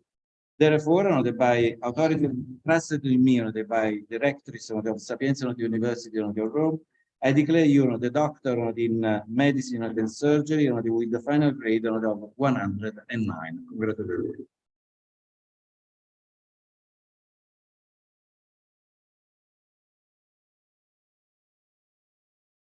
Oridrori, the commission has evaluated in a positive way your curriculum and your thesis, the contents and also of the presentation, therefore by authority and entrusted me by directors of the Sapienza University of Rome, I declare you the doctor of medicine and surgery with the final grade of 109. Congratulations.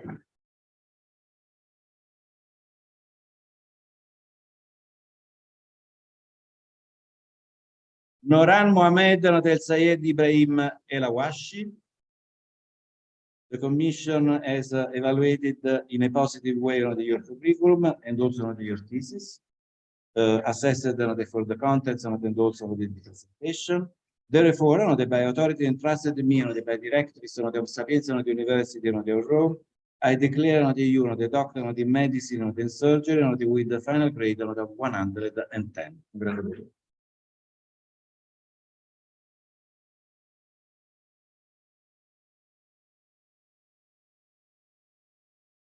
To interrupt the battle to say that from the beginning we promise all together that noisy rumors are not allowed in this classroom, only applause and small. Thank you.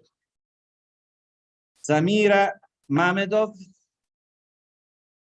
Samira Mamedov, the Commission has evaluated in a positive way your curriculum and also your thesis, both for the contents and also for the presentation. The evaluation was positive.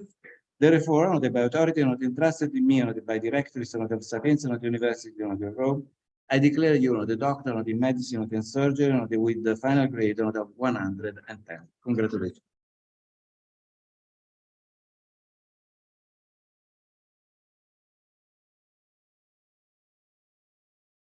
Just met the Kaur.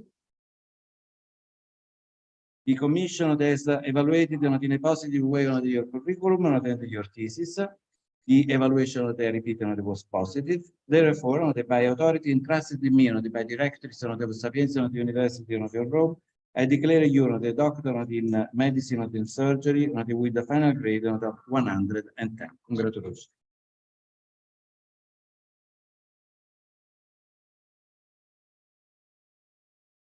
Israel Baruch Neria Rosenstein.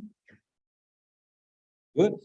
The Commission has evaluated your curriculum and your thesis. The thesis was assessed for the method and the results and also for the way that you presented the results. The evaluation was positive. Therefore, by authority entrusted in me by directors of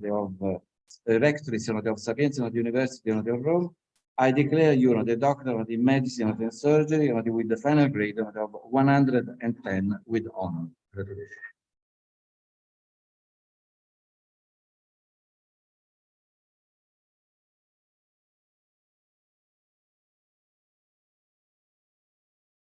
We wanted to remember our promise because otherwise Fabrizio De Cola, Fabrizio De Cola. The Commission has evaluated in a positive way your curriculum and your thesis. The thesis was assessed for the contents and also the way that you presented the results. The evaluation was positive. Therefore, by authority entrusted in me by directors of Sapienza University of Rome, I declare you the doctor of medicine and surgery with the final grade of 110 with honor.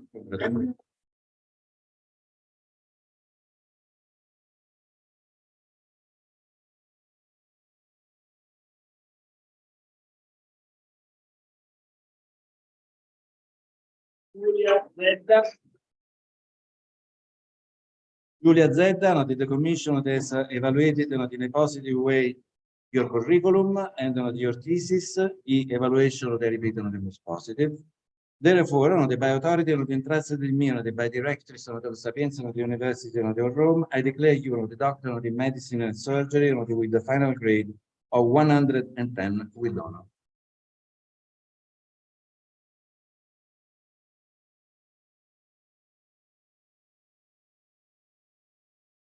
Olivia Salvadoretti. Olivia Salvadoretti, the Commission has evaluated in a positive way your curriculum And also your thesis was evaluated the thesis for the contents and also the presentation. The evaluation of the repeat was positive, therefore by authority and entrusted me by directors of Sapienza University of Rome, I declare you the doctor of medicine and surgery with the final grade of 110 with honor.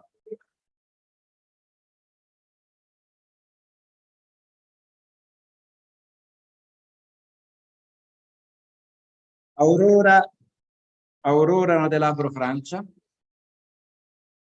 Aurora, the commission has evaluated in a positive way your curriculum and your thesis, the contents and the presentation. The evaluation was positive. Therefore, by authority and entrusted on me, by directors of Sapienza University of Rome, I declare you the doctor of medicine and surgery, the final grade of 110 with honor. Gratitude.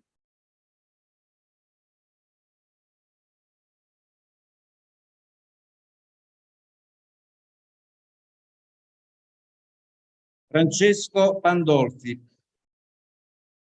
Francesco Pandolfi, the commission has evaluated in a positive way your curriculum and your thesis, both for the content and also for the presentation. The evaluation of the repeated was positive.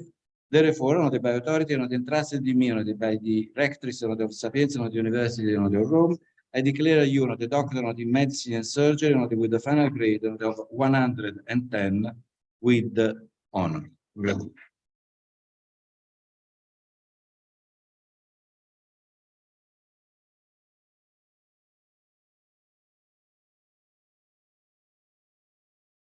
Ludovica Garro. Eccola qua, Ludovica, the commission has evaluated your curriculum and your thesis. The thesis was assessed for the contents and the results and also for the way that you decided to present the results to the committee and to the public. The commission the evaluation was very positive.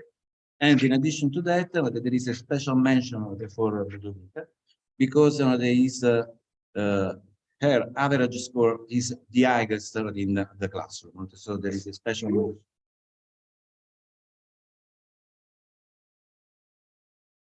In this case, the applause was allowed. Okay? Therefore, by authority and entrusted in me by directors of Sapienza University of Rome, I declare you the doctor of medicine and surgery with the final grade of 110 with honor. Congratulations.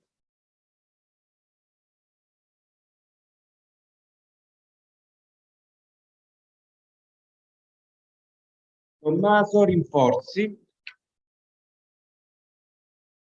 The commission evaluated in a positive way your curriculum and also your thesis that was assessed as always for the contents and also for the way of the presentation of the results. The evaluation was very positive. Therefore, by authority and entrusted in me by directors of Sapienza University of Rome, I declare you the doctor of medicine and surgery with the final grade of 110 with honor.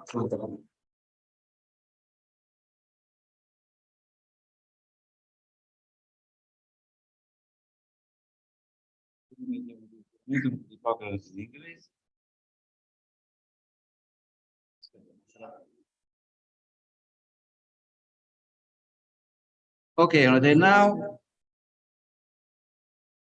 now Tommaso Rinforzi will read the Hippocratic oath on behalf of all you the candidates. And I have to ask you if you turn on yourself, because you have to read the Hippocratic oath to the public, because the public represent your future patients. Okay. In addition to that, I would like to ask you, if possible, please stand up, because this is a moment.